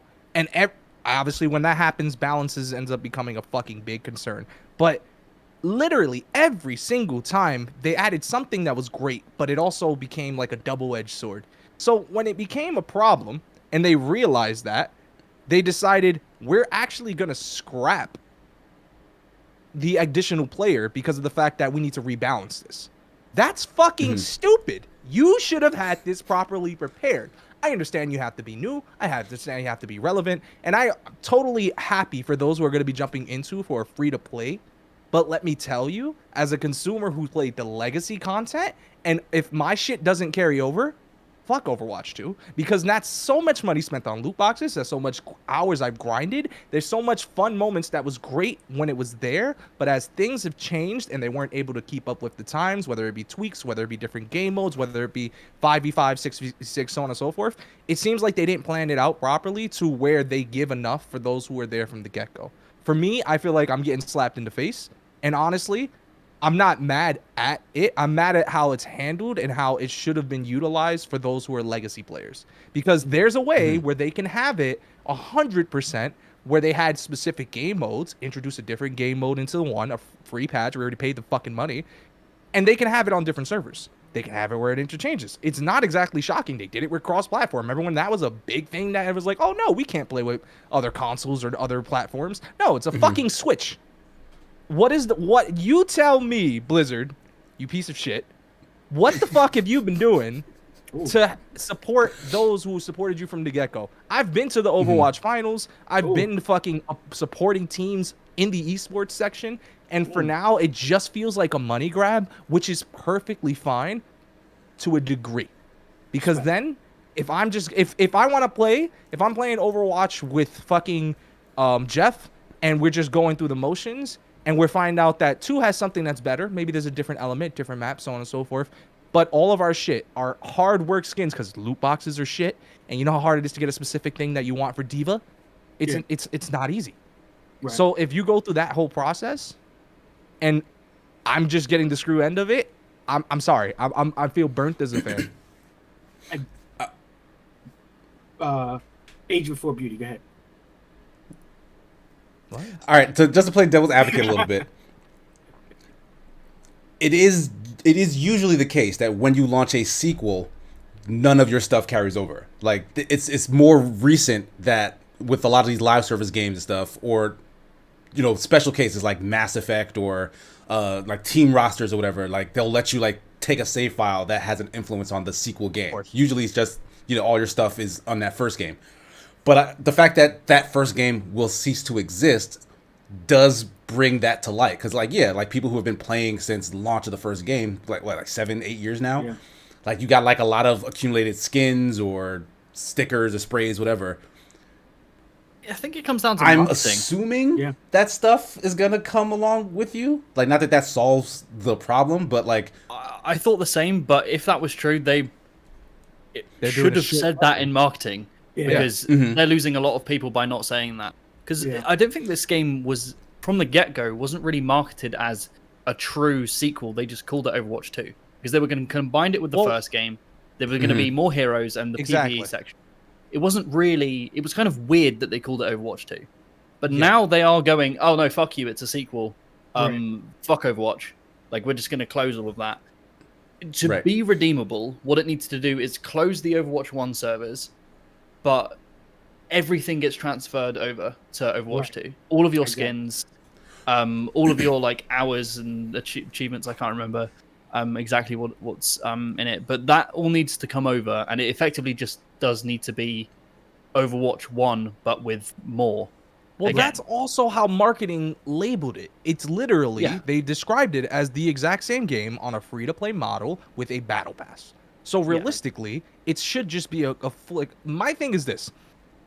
If they don't have that and they pull some shit, and I wouldn't be surprised because there are people who will do it, or people who will ask for it, and they do it where on top of that, there's a daily shop or a weekly shop, and it's things that you have to buy that were initially only available in the first Overwatch. Come on. Now we're getting to a point where it's just like we're not meeting in the middle. What I could see is 1 being assimilated by 2. All the cosmetic stuff carrying over because that doesn't impact the game besides like textures and stuff like that. And I would think they would update all the graphics on those things. On top of that, obviously it becomes a 5v5 for both. You don't cut your player base because most of the people who were at 1 are now going to 2. Now it's going to be hard to find matches. A skill-based matchmaking is going to be a lot harder because there's less players. You bring those people over to 2. Cosmetics carry over. They have the battle pass. Most games that have battle passes they will have a shop where you can buy stuff, but also they'll do loot boxes for when you win. So that kind of helps to appease the people, because I hate loot boxes. If I want a skin, I want to just be able to purchase that skin. Yeah, just Of get course. Right. the exact thing you want. So you can dip in both. You can buy the skin or you can buy loot boxes if whatever that skin isn't on rotation that week for you to purchase. Apex does something similar where they have certain skins you can buy. You can buy them with, if they're not on rotation that week, you can buy them with in-game currency. Or you can buy loot boxes where, I know, every certain amount of loot boxes you have guarantees you a legendary reward or whatever it is with Apex. I could see it working that way. But like you said, if the skins and stuff don't carry over, it's going to leave a bad taste in people's mouth. And I don't see the big deal if it's purely cosmetic, because you can come up with a melody of skins. Yeah. We see that with, I'm sorry. We see that with Multiverses, where that's coming out. It's going to be free to play. All their money going to be made off of characters and skins. So, and people will I will happily pay for a new skin for a character that I'm going to be playing, especially if I'm invested in the game. But if you cut out all the old cosmetics, like I said, it's going to be a lot harder to smooth over the assimilation than it would be if, I get to keep all my stuff and I get upgraded for free. Great. Yeah, but that's my thing. If they don't do that fan service portion of it, that's where my rage comes from, because I know there's plenty of talented people. I know a bunch of people who work at Blizzard, or is it Blizzard? No, it is Blizzard, right? Am I bugging? Can you get me in the beta? Perhaps not the point. Anyway, thing is that like these people are like, I know logically they're under the same impression, and obviously they can't tell you everything that's going on behind closed doors. But like immediately, the first thing that comes to mind is just like time invested, time gone.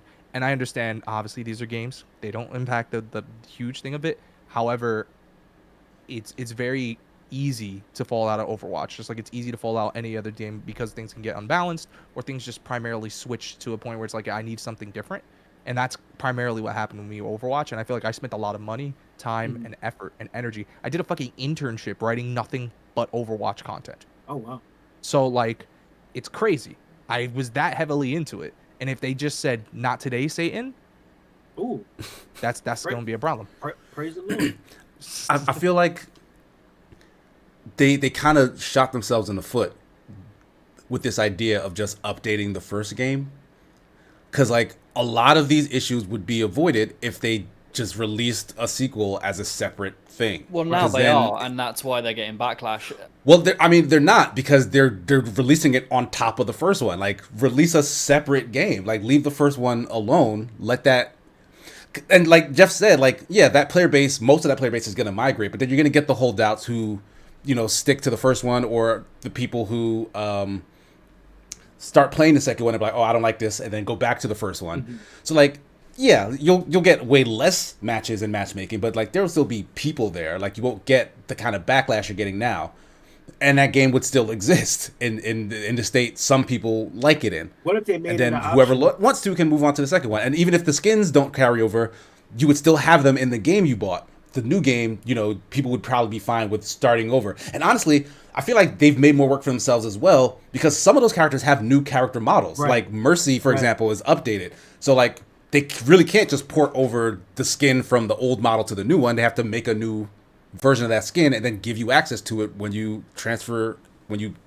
jump into that new game. So, would it be that hard? Because the graphics aren't going to be much different if you're playing on. If you were on an Xbox One, you're going to an Xbox One. Like, I know it's a sequel, but will the graphics won't be that much different if it's on the same generation, right? They won't, but the problem is exactly what Casey was saying. If they're changing character models, the skins that were made for the old model won't port over at all. They're completely different skins. So they'd have to remake them completely, which is just... I didn't know they had different character models, which confirms that your skins won't be transferring it. Oh, that's gonna suck. Because they won't do it for one character and then not another. All, yeah. But they would just not bring them over. That's the horseshit that ends up being the concern, because of the fact that, yes, even if you had reworked models, there's stuff that you have to be tweaked. However, how much man hours or how much is it going to cost them to do that is going to be a minimum of scale to do the actual transition on the skins. Because there's a number of it. It doesn't have to be day and date. It doesn't even have to be within the thing. Even if you chose to say, hey, we're going to remake this skin for this new person, and those who are legacy players who had it and connected their accounts, when it comes to the store, it's free. Cool. That's all I need. I need something to feel like I'm appreciated because of the fact that I put in that time and effort into it. It sounds stupid. It sounds ridiculous. But in the long term of things, it's like you building a house, and then at the end of the day, someone just says, nah, we're knocking it over. I completely agree with you. I think that needs to happen. I think that's something that will win a lot of players back. I think another thing that should happen is this game should be free to play. We all know that Overwatch makes 95% of its money from microtransactions. What was it like? Even like 5 years ago, Activision did a release of how much they made in Overwatch, and it was literally, they made like close to $1 billion in microtransactions in Overwatch alone. It was microtransactions are where it's at money wise. They're already in a horrific amount of hot water, Blizzard in general, not just for the scandals, but now they're just pumping out shit. Like, they're in a lot of hot water. What they need to do is be like, right, we'll take the bullet on the initial price of the game. We'll condense Overwatch 1 into Overwatch 2, and then players wouldn't be as pissed when Overwatch 1 disappears, because it's like, oh, well, I can still play Overwatch 2. And it's going to have the same maps. They've already said that a lot of the maps that are in Overwatch 1 are just getting ported over. So make it free to play. If you can port the skins, this condenses the player bases. It brings everyone into one game, which makes your matchmaking's better. They're still going to make a shit ton of money off of skins anyway. So just do that. Do that for the players. But that's not going to happen because all of the investors are going to lose out on... It is going to sell a bajillion copies, right? A lot of people still want to play Overwatch, and they're going to lose that initial sale. So, but they did say it was going to be free to play. Did they? Yeah, Overwatch is free to play. Like that's why they're doing the battle. Overwatch 2 shit! Then cool. I'm not pissed off then. Well, but that's what I'm saying, because I think about it like when Fortnite, right? And Fortnite had a lot of dumb shit that's like cosmetic and stuff, but they actually had skins previously where they tweaked it. And in tweaking said thing, they give an option fully available for like 60 days or something like that. You can refund. They'll give you back the V-Bucks because maybe it was a cheat thing. Maybe it was like too not ideal for whatever the situation is. Cool. What I mean is there needs to be a fan service that's taken care of realistically. And I think that's, imagine if you played like Destiny and there's a Destiny 3 and they're like, yeah, well, all your progress is just reset. Oh, well, they've already done that. Did that. They've done that already, yes. Between Destiny 1 and 2. Well, this is why I don't play Destiny. I love my Destiny community. I know a couple community managers, but no, I can't do that. I'm sorry.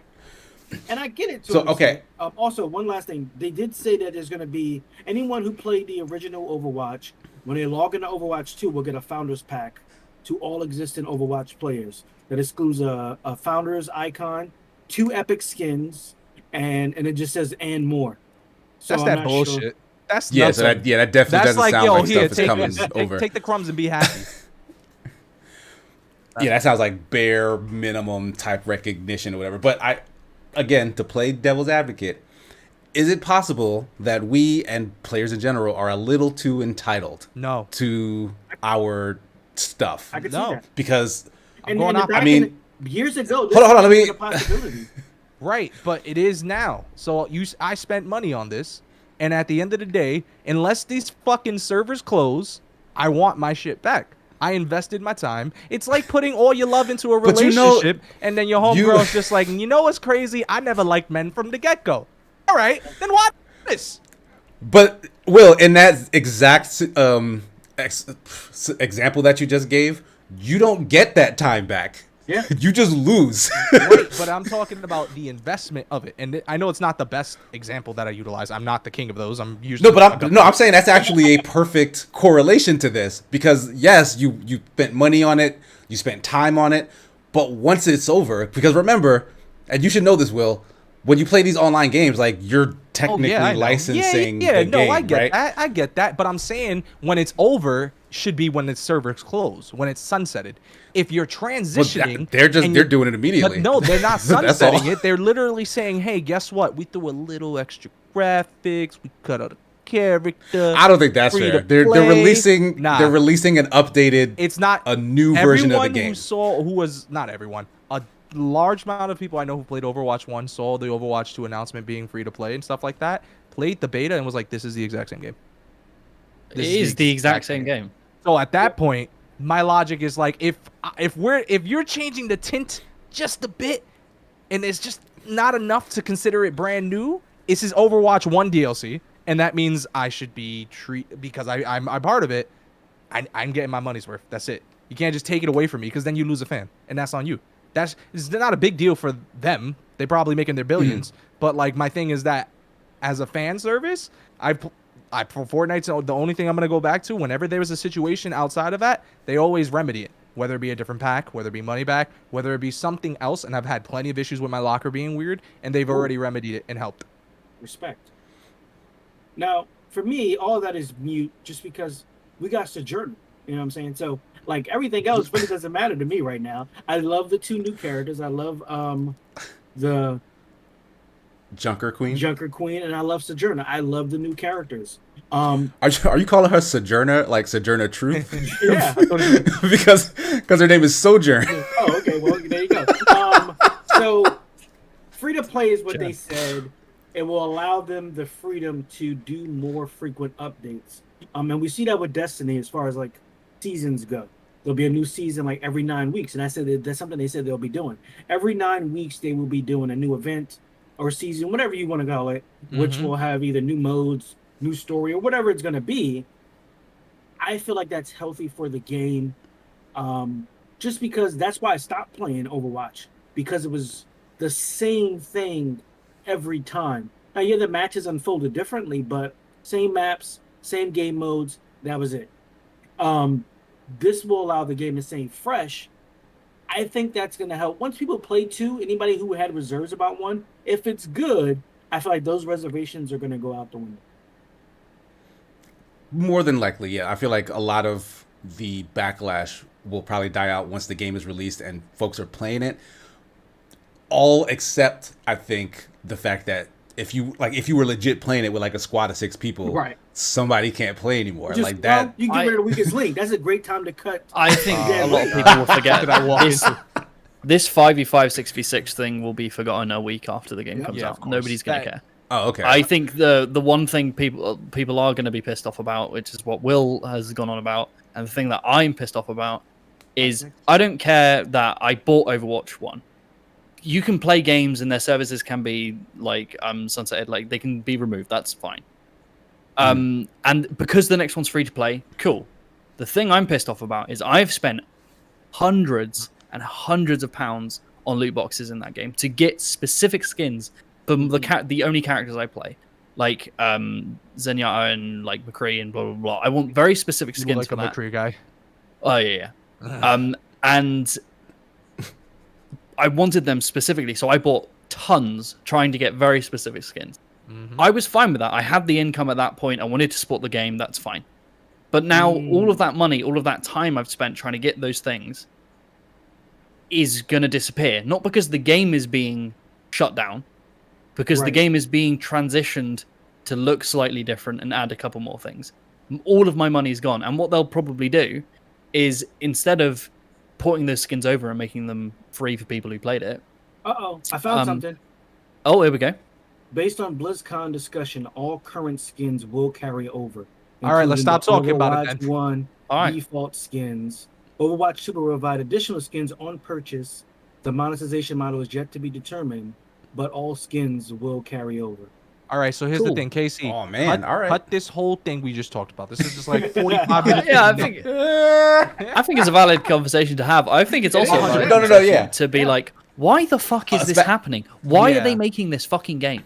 Why can't they just add new maps? They can be like, it's Overwatch Season 2, and we've got all of these new maps, and the PvE mode you have to pay for.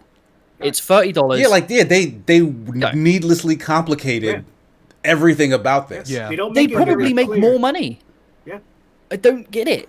I literally don't get it. I as with 90% of Activision Blizzard's fucking decision making over the last 5 years, I don't understand. JMA, It's like- Spazawell is asking for the source, Jeff. Like, where'd you find that info? This was on mymoms.com.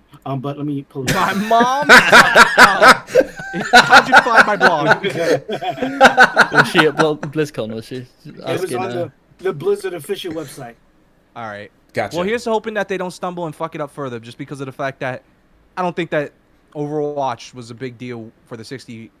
I'm salty about it because I'm poor boy, and poor boy will always be poor. So I think of that, and I'm just like, all right, I should.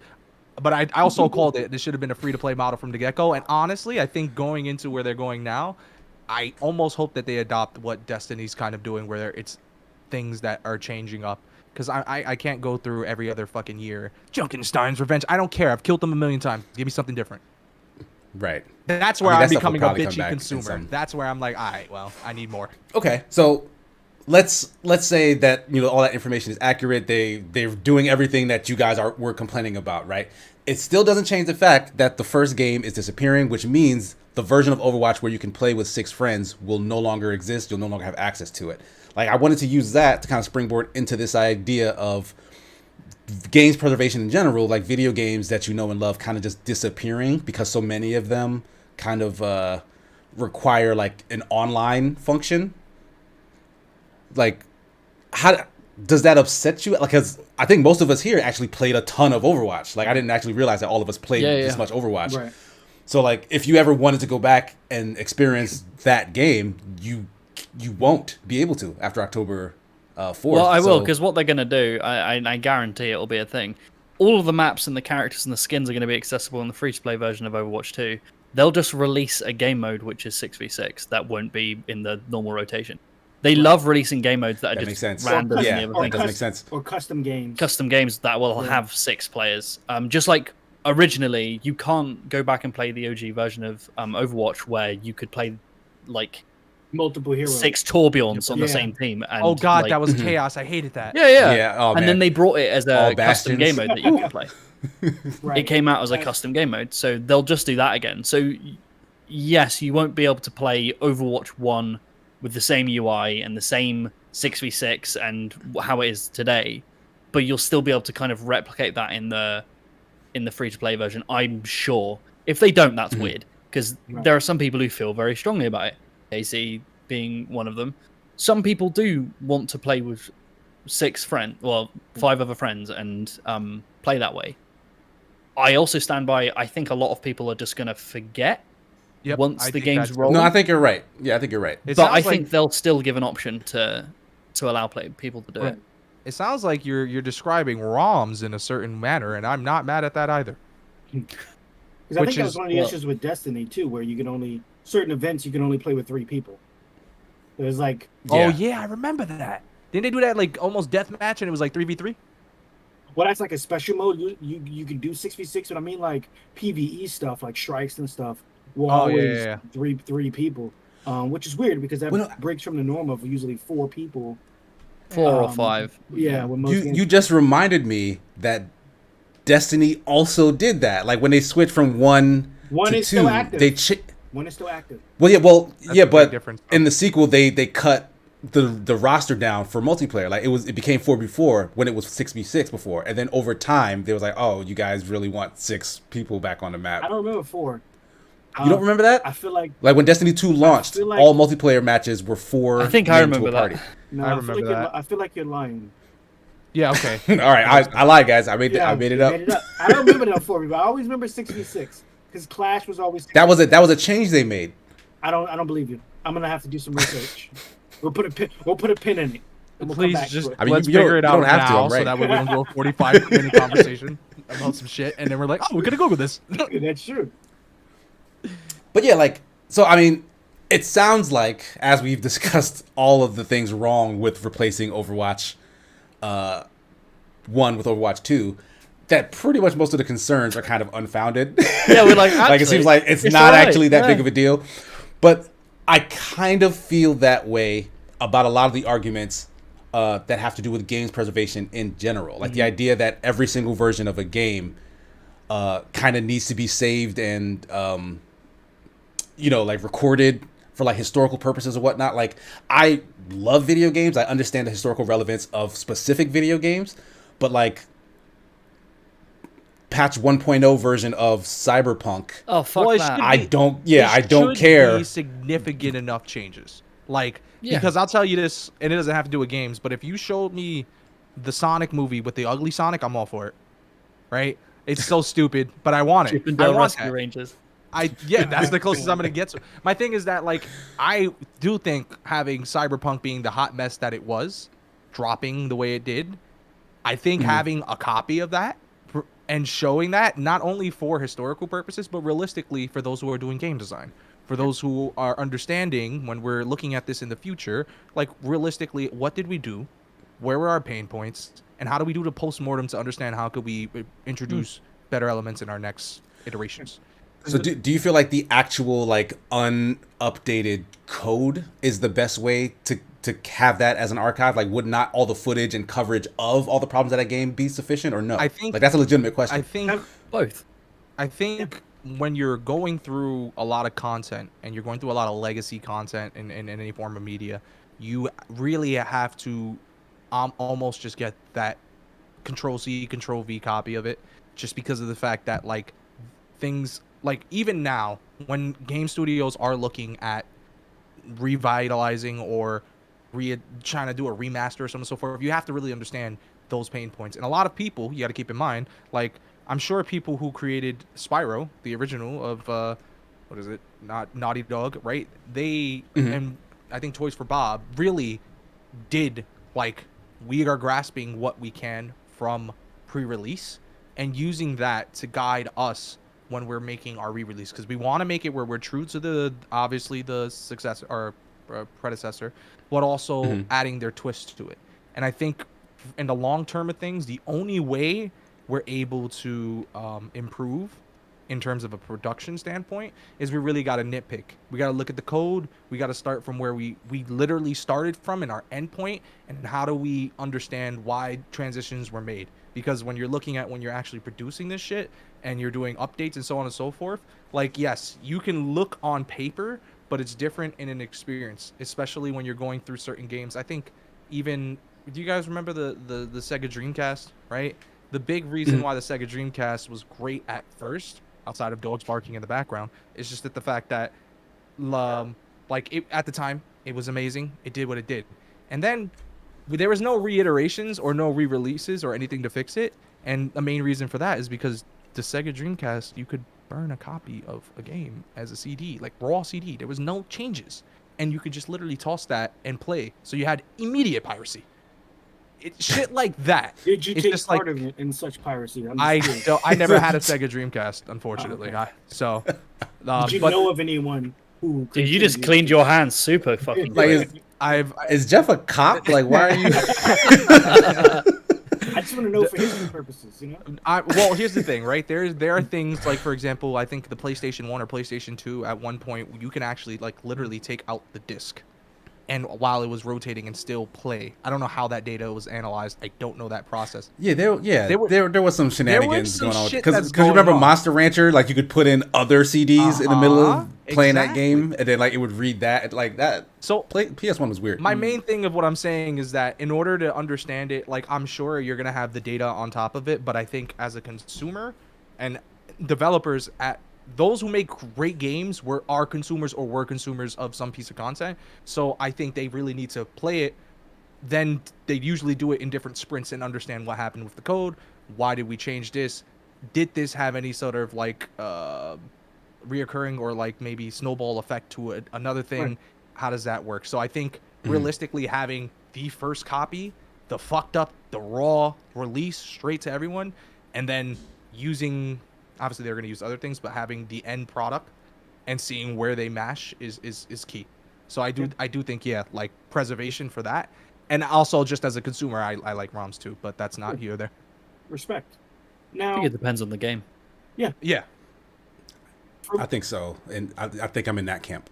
for me, I feel like every game, the original part is crucial. Because think about this, hear me out, okay? Hear me out. Okay, all right. We never Understand. know when the apocalypse is going to come, right? So Oh no, let's he has a say shotgun. This guy's a cop. Skynet has infected everything that has a patch after this date, right? Everything that's been updated after this date is now infected by Skynet, right? Oh, all right. And then in order to stop said virus, we need an original copy, undoctored, unupdated, nothing, just the original, piece of media that we can use to update to the mainframe to help purge the code. Now, if everything has been updated, nothing is in its original form, the world is over. We're dead. That's it. So You sound like one of those people who just like, I got the Betamax version of Star Wars because it was the superior version. Shut up. So are you telling me that in the future, in a short while, when Skynet take over, the way we're gonna win is by getting the inevitably fucked up 1.0 version of Sonic Frontiers, and it's gonna save the world with all the bugs? Because guess what? Now those bugs have been transferred over to the mainframe, which oh my god, Sonic goes in there and slowly walks at Sonic Skynet saves the world. Think about it. Oh my god, this is ridiculous. All right, I wasn't sure where that was going, but you sold me. Yeah, you sold me. Oh my god, how can you not be sold? This saves the world. This is not how code works, guys. What are you talking about? We saw this not the Jeffersons. What's that show on Netflix? The Mitchells versus the Machines. The Machines, yes. Yeah, it's also a key. It's a key plot point in Skins as well. There's a. That's the new episode. I haven't seen that one yet. You haven't seen that one yet? Sorry, spoilers. Damn it. No, I think preservation. I'm completely with Will. I think for study of game design, it's wonderful thing to have those originally released 1.0 patches. But again, it just depends on the game. I think the very beginning of when it was released is important, and I think the very end of when the game was terminated, where it's stopped releasing updates, are two very key points where, one, it's good to play them. It's when the developers believed the product was ready to be sold, and when the product was feasibly finished in their eyes, whether that was up to them or publishers or whatever. Those things are important. Update 2.7, which those random gives ones. us the cucumbers. I don't. What game are you playing? The one-handed game. Oh, the one-handed game. Sticky Fingers. I remember that game. And those things are important, but the cucumbers not so much. So it really depends on the game. Yeah, that's why I said significant enough changes, because realistically, look, now it's easier if you have an Xbox One because we toned down the grass. That's fantastic. However, also that's patch notes. The impact that it's had on the gaming industry. We look at E.T., right, where those are buried in a landfill, right? Now those are a part of history, right? I let us know a reminder of the importance of making sure that devs are putting out quality games, as to not dilute the medium, so people aren't, we don't see a recession in gaming. Right now, gaming's on the uptick, right? But now we know You're saying that, but the Wii era literally was the same thing, like just tons and tons of shovelware. That is true. Being just thrown out into the market, flooding the market with just garbage Wii games. We also had games like because Sneaking. He has ET. I don't have ET, but I did have it. Sneaking was quality, though. Remember where every movie had a game, right? Where it was just this, and it didn't necessarily have to be a good game, but if it was tied to the movie, they based that it would sell. Yeah. So there are good ones though. There definitely are. Peter Jackson's King Kong, the video game. I didn't think you were going to go that direction, but I like that. Incredible. It was developed, and the lead developer on that was Michel Ancel, who made Beyond Good and Evil and Rayman. It was a fucking great game. The Wolverine one was pretty good, based on the first movie. Yeah, that one was there are good ones. But I do think it depends on the impact it's had on the gaming industry, and also a lot of times, like Will said, where companies are trying to do remasters, they lost the original game. They no longer have access to the original game, so now they have to build it from scratch. So I feel like even if we don't do it as far as like, this is important gaming history, not every game is that important to gaming history. It might be important to that company, obviously, to keep a copy of that on standby, right? Because what is popular in the past will be popular again, right? So, and that's what we see now. I mean, if we force it, then that's yeah. usually how it is. We see the age of the remasters, right? That age is going to return at some point. So, having those games on standby to go back to the original code, I think, is important to the company. I would think, if not to history anyway. It's so funny that you mentioned that because I think of like how people really want remakes or they want remasters or they want something that's like revitalized, and I think it's one of those things. Like I've heard it a ton with friends, and they're like, you know, because I hate to be Ubi, but we're celebrating our 15th year of Assassin's Creed, which has been bonkers within itself. A lot of years. Well, I mean, to put things into perspective, when am I 28? I started playing Assassin's Creed when I was 13, so yeah, that's weird. Also, fun fact, I was also gonna get a tattoo of the Assassin's Creed logo over here. I'm still gonna do that. Like well, I can't do it now. My girlfriend ruined it for me because she said it really looks like when you get like the nail, not the nail, when you get the stapler remover, it's just that upside down, and now I can't unsee it. So it's fucked with me. Yeah, and it's 100%. Now I'm like, I can't fucking do it. But you do you, buddy. But my point being of what I'm saying is that people really want that, and I've heard it. I've noticed it a lot of community sentiment when they were talking about, I really want Assassin's Creed 1, and I'm like, have you fucking played Assassin's Creed 1? Yeah, whoever said that did. Let me tell you something. I loved Assassin's Creed 1 when I was 13. As a normal adult now, no. It's a terrible game. Now. Yeah. And the thing it's is, not aged well. This is the key, though, because even in the moment, it was like, all right, this was okay. I mean, like I like aspects of it. You also got to keep in mind that gave us elements of Prince of Persia that a lot of people wanted. So it was at that time there was a big hype. There was a big sort of underground story that well, I say underground, but like it's just like the story was enough to get people interested. And then people ask, and they're like, we should refer to the original and just revitalize it. And I'm like, you don't want that. You want a different Assassin's Creed game that's back to stealth. That's exactly what you want. That's what you're asking for, but you're not asking for it properly. Yeah. And it's just one of those weird things where it's like, yeah, we go and we can look back at the files and see where we have these access to these previous builds, and it's great and it's key. But for the company specifically, it's not key to history. I tell you that. Assassin's Creed 1, I'd argue Assassin's Creed 2 is a bigger leap to something where bigger leap. I see what I did there. Something that should be same thing as like Street Fighter 2, right? Yeah. Like Street Fighter is not the game you should be referring to when you talk about Street Fighter lineage. Like it's a very different thing, but it was what Street Fighter 2 was built off of, so I guess it has some importance. But Street Fighter 2 is like the core of like what that series is today. I can very much see that for like Assassin's Creed 2. Yeah, so it's really dependent on things. I think as a consumer, we should always have copies of these things. I think if you own it, you should be able to have a rip of things. That's just me. That's just because of the fact that, like, we've seen it with Nintendo. Nintendo shut down the service. There was that. PS3 had an issue with that, where they were talking about closing down the servers, and there's only PS3 specific games. And now, like, oh, get the PS Essential. I'm not spending more money on you fuckers. I still have enough stuff. Already have copies of the PS3. I shouldn't have to go through this. I'm not gonna. And people were they explained too. They were like, oh, well, what if Sly Cooper ends up being a part of like the? I own all the Sly Coopers on the PlayStation 3. Oh, word? Yeah, so you don't want to have to spend more money. Exactly. So I agree with the idea of like these storefronts that have like legacy games locking you out of them.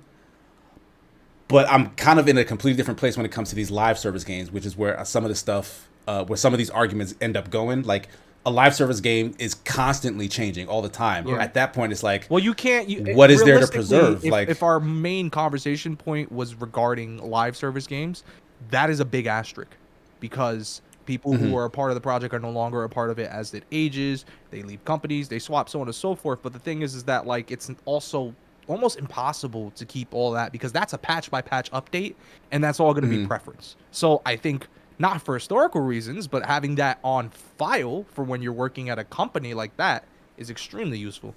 As to giving that all to the public, not realistically. I mean, unless this thing's going to like public domain and you guys want to end up trying shit like that, cool, knock yourself out. But we're not going to see that in our lifetime. No. Yeah, and it just wouldn't work, thanks to the internet and the focus on multiplayer and things. Like, it's just there are some versions of games that just cannot be preserved in any real meaningful way. Of course. And like in those instances, like the hours and hours and hours of documented footage of these games, like Twitch has archives, YouTube has archives. Like I feel like that stuff can serve the purpose of preservation more than like raw code or like physical game copies in a lot of cases. Of course. So like I just wanted to hear like is there really that much of a need for like core code? It sounds like for like specific games, absolutely, but like I don't think that's the case. For everything. Yeah. No, it's not a I- universal like, one fit all. Yeah.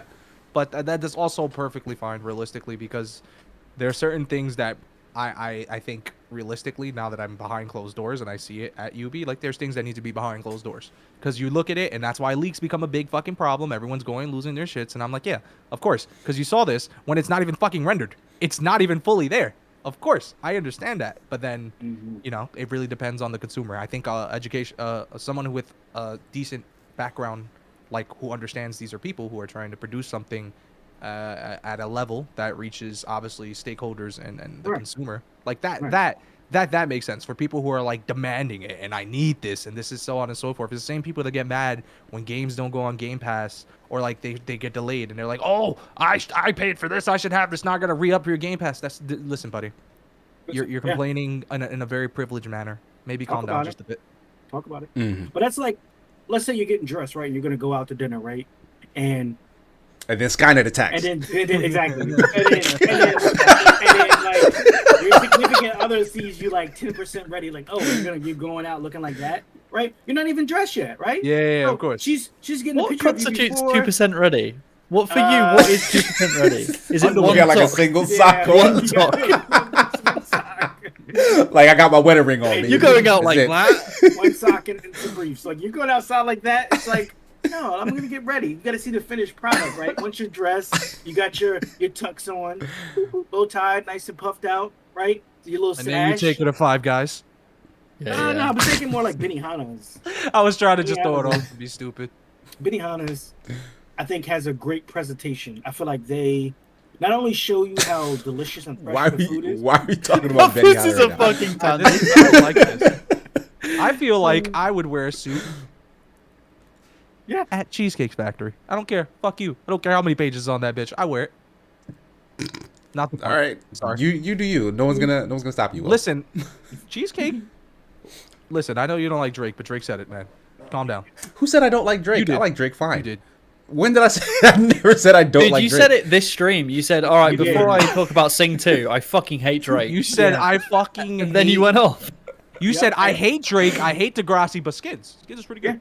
But you see Skins is great. that new Lupe Fiasco album was really good. Yo, With can I- Drake. I haven't. Can I gotta get on This that. is also I haven't unrelated started listening to question. that. There's so much good music When out. was Lupe Fiasco still making music? I thought he died. Oh, Get out of here. I literally- All right, stream. He told me We're- to pick we're push, and I gonna thought his close career this. picked and pushed out my fucking life. I cannot. I'm not gonna do this with you right now. You're not gonna disrespect Lupe Fiasco. I think people who like Lupe Fiasco are like stuck in a different era of time, which is fine. Wow. All right, J-Mate, what do you got coming up this week that folks can check out? The Lupe Fiasco album review? Yeah. It's back to back with the Skins season 8 review. What do I have? I'm sure I'll be on many streams in the future. I'm on things, and I'm currently working on my Disco Elysium video. It's very, I don't want to say big. It's not a really long video. It's very dense, incredibly dense. It's probably my most lectury video I've ever done. Okay. Even I read the script and I'm like, oh my god, I feel ill. You Like- got it. This. Listen, everything you've ever released so far for the Escape is quality. Even the stuff I've seen Oh. before. So don't even worry about it, Gaston. You Oh, got this. cheers, man. That genuinely means Very- a lot to me. Very, It's very just, entertaining. Yeah. thank you. It's just, there's a lot of information in it, and I pride myself on making things understand. Literally, this is my mark for quality for me, is if I can show the video to my mum and she understands what I'm talking about, then I've done my job. Nice. And this one, I wrote the fucking thing, and I read it, and I'm like, this is too much. So, yeah, we'll see how it comes out. But it's going to take a little bit longer to get out. Usually it's every 2 weeks. This one I'm going to spend an extra week on. We've spoken to Nick, and he's all cool with that. So, yeah, not an anatomy episode on Monday, but just keep an eye out. I'll be doing updates over on my channel. I'm going to be playing more of it on my Twitch channel, twitch.tv/itsjermate. So just come hang out, and yeah, that's me. Nice. Superman Jeff, what do you have coming up this week that folks can check out? Nekamamushi. Monday, I'll be doing some Trials of Osiris towards the end of the week. I've been posting some clips of that in our Discord, so you can check that out. See how little. Yeah, I saw a nice little triple kill. Don't trying to go off. I'm gonna toot my own horn, but I've gotten. I mean, I thought that's why you posted the video. Yeah. You were trying That's to toot true. your own. That's true. your own. That's usually. I wanted you to critique it. I know how if you like it, that means everyone will like it because you just hate everything I do. I'm just gonna put that out there. Okay, that part's kind of true. But Monday I'll be back doing some Destiny. Today Sigma will be joining me today for Super Smash Sunday. Check us out for that. And I'll be bringing back the Omniverse comic discussion. So that'll be coming back this week. It's a lot to talk about. I want to get it down to like half an hour episodes. So it'll be a lot of quick talking, a lot of straight to the points. No more really full breakdowns unless it's like a trailer or something. But that'll be back probably next week. So I'll be editing those videos this week, and stay tuned for them next Thursday. Nice. We'll see blogs. What do you have coming up this week? Are you working on anything, or you just Monday I'm gonna be life? petting JMH's dog. Tuesday I'm gonna ask why is Lupe Fiasco still relevant. He taught me how to skateboard though. No, I'm chilling. I'm chilling for the most part. I would say try to follow me. Now that I actually have a decent microphone, I have brought back Very good microphone. It was my bank account hurts, but yeah, no, like it's because they don't tell you like get a cloud lifter. I'm like, you fuckers cost so much goddamn money. I can't even. Anyway, not the point. So I would like to attempt to stream a little bit more. I'm thinking I'm gonna do a little bit more of these free to plays just because they're kind of easy biteable. So like Roller Champions, maybe Apex. I might. I wanna play more Roller Champions. So if you're doing that and you got an extra spot, of course, like, I can always look for it. Yeah, hit me up. I want to play that as well. Yeah, I will watch. Play that. I mean, listen, I'm telling you, if you get like a solid team, like who understands that like shit, you can't be Kobe, you can't do this. Like things are meant to be. Make those mistakes, and like we gotta work around it and not get. I think learning positivity helps a lot with that game. In fact, actually, I did recently help with a producer do a whole tips to glory, which is a couple content creators giving different things like how to gain speed, how to play defense, how to practice, and so on and so forth. So if you guys I hate to plug myself, but if you guys go on YouTube and look up, that's what this section is for. You guys look up Ubisoft game plan. It's not traditional Ubisoft content that's marketing material. It's a lot of stuff that I oversee. So like we try to do more like guides and more like, hey, did you know? Like I actually did a voiceover for the Stranger Things DLC episode for Far Cry. Which, if you like Stranger Things, it's a free to play thing, so definitely give it a shot. But yeah, we've cranking out a lot more content there.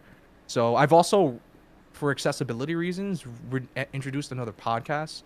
The podcast is not really a podcast, rather than me actually giving. I've created this concept years ago. It's not in a concept, but I just took the term mini view, and I've done pretty much an NFT. No, hell no. It's literally just being able, like when I was freelancing and I just had free time on my hand, I would just write. And not all of my stuff is great. It's the early works are definitely harder to read when I'm going at it, but for accessibility purposes, I'm basically taking what I had on my website and I'm extracting that into a podcast format, and I want to see where that ends up going. So that's kind of like a side project I'm just throwing here and there.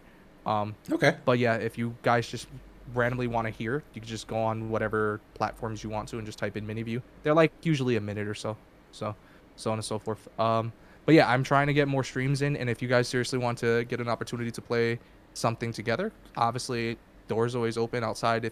Unless it's Rainbow Six Siege, I ain't trying to play that shit, but that's neither here or there.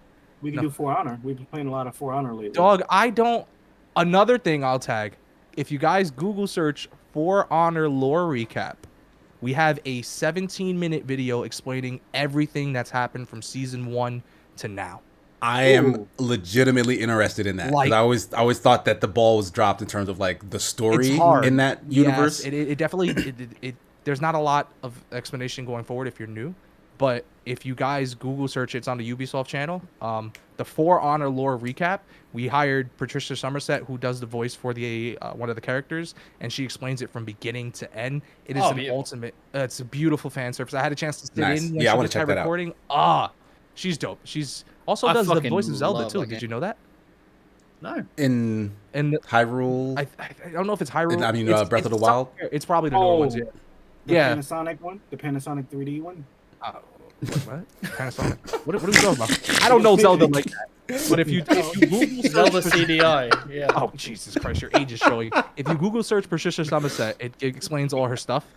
And Okay. she's definitely in one of the ones that are recently on Switch. She might have been in Breath of the Wild. I'm not entirely sure Okay. if she voices. But I mean, yeah, it's the only place Zelda had a voice, so I'm assuming that had to be. I haven't played Breath of the Wild, so I'm a failure of a person. But yeah, we're doing a lot of interesting content like that. So if you want to catch up on that, it's definitely awesome. And yeah, For Honor lore recap, Ubisoft game plan, and honestly, just follow me on Twitter, just because of the fact that like, Yeah, do it. once you follow at Will C Blogs, like I'll just do random streams and it'll be fun. If you want to join in, you can. I've been trying to get people to. I've been trying to open my doors and play a little bit more in terms of games. So like, if you have any recommendations, please let me know, because you know, I maybe I can do Disco Elysium. I'm pretty sure 9 times, like I'm saying 10 out of 10. Once that episode drops, I'm probably gonna buy it, and I'm gonna be so mad because I don't want to spend money. But lo and behold, that's where I'm gonna be. All right, and that's it for me. I've been chatting a lot. All right. Thank you guys. For me, you can find me at SigmaGears9 on Twitch as well as Twitter. Like Will, my schedule has been kind of all over the place. So like I will stream randomly throughout the week. So if you're following Twitter, that's the best place to know that I've gone live. Also, a better way is to just hit that bell icon right underneath the thing if you haven't already, so that you get a notification when I go live on Twitch. Yes. But outside of that, I had a review just dropped recently for a game called Redout 2. It's an F-Zero like racer. It's really fun and really like technical. So check that out. I should have a preview coming soonish for a game that's not out yet, as well as around the end of this month, a big review for a big game expansion, which I think you guys will be happy to hear about. Like Jeff said, we'll be streaming on the Open Party channel at 2:30 p.m. for Super Smash Sunday. So catch us over there if you want to see some hardcore 1v1 one-handed smash. One-handed smash. Baby. Oh, baby.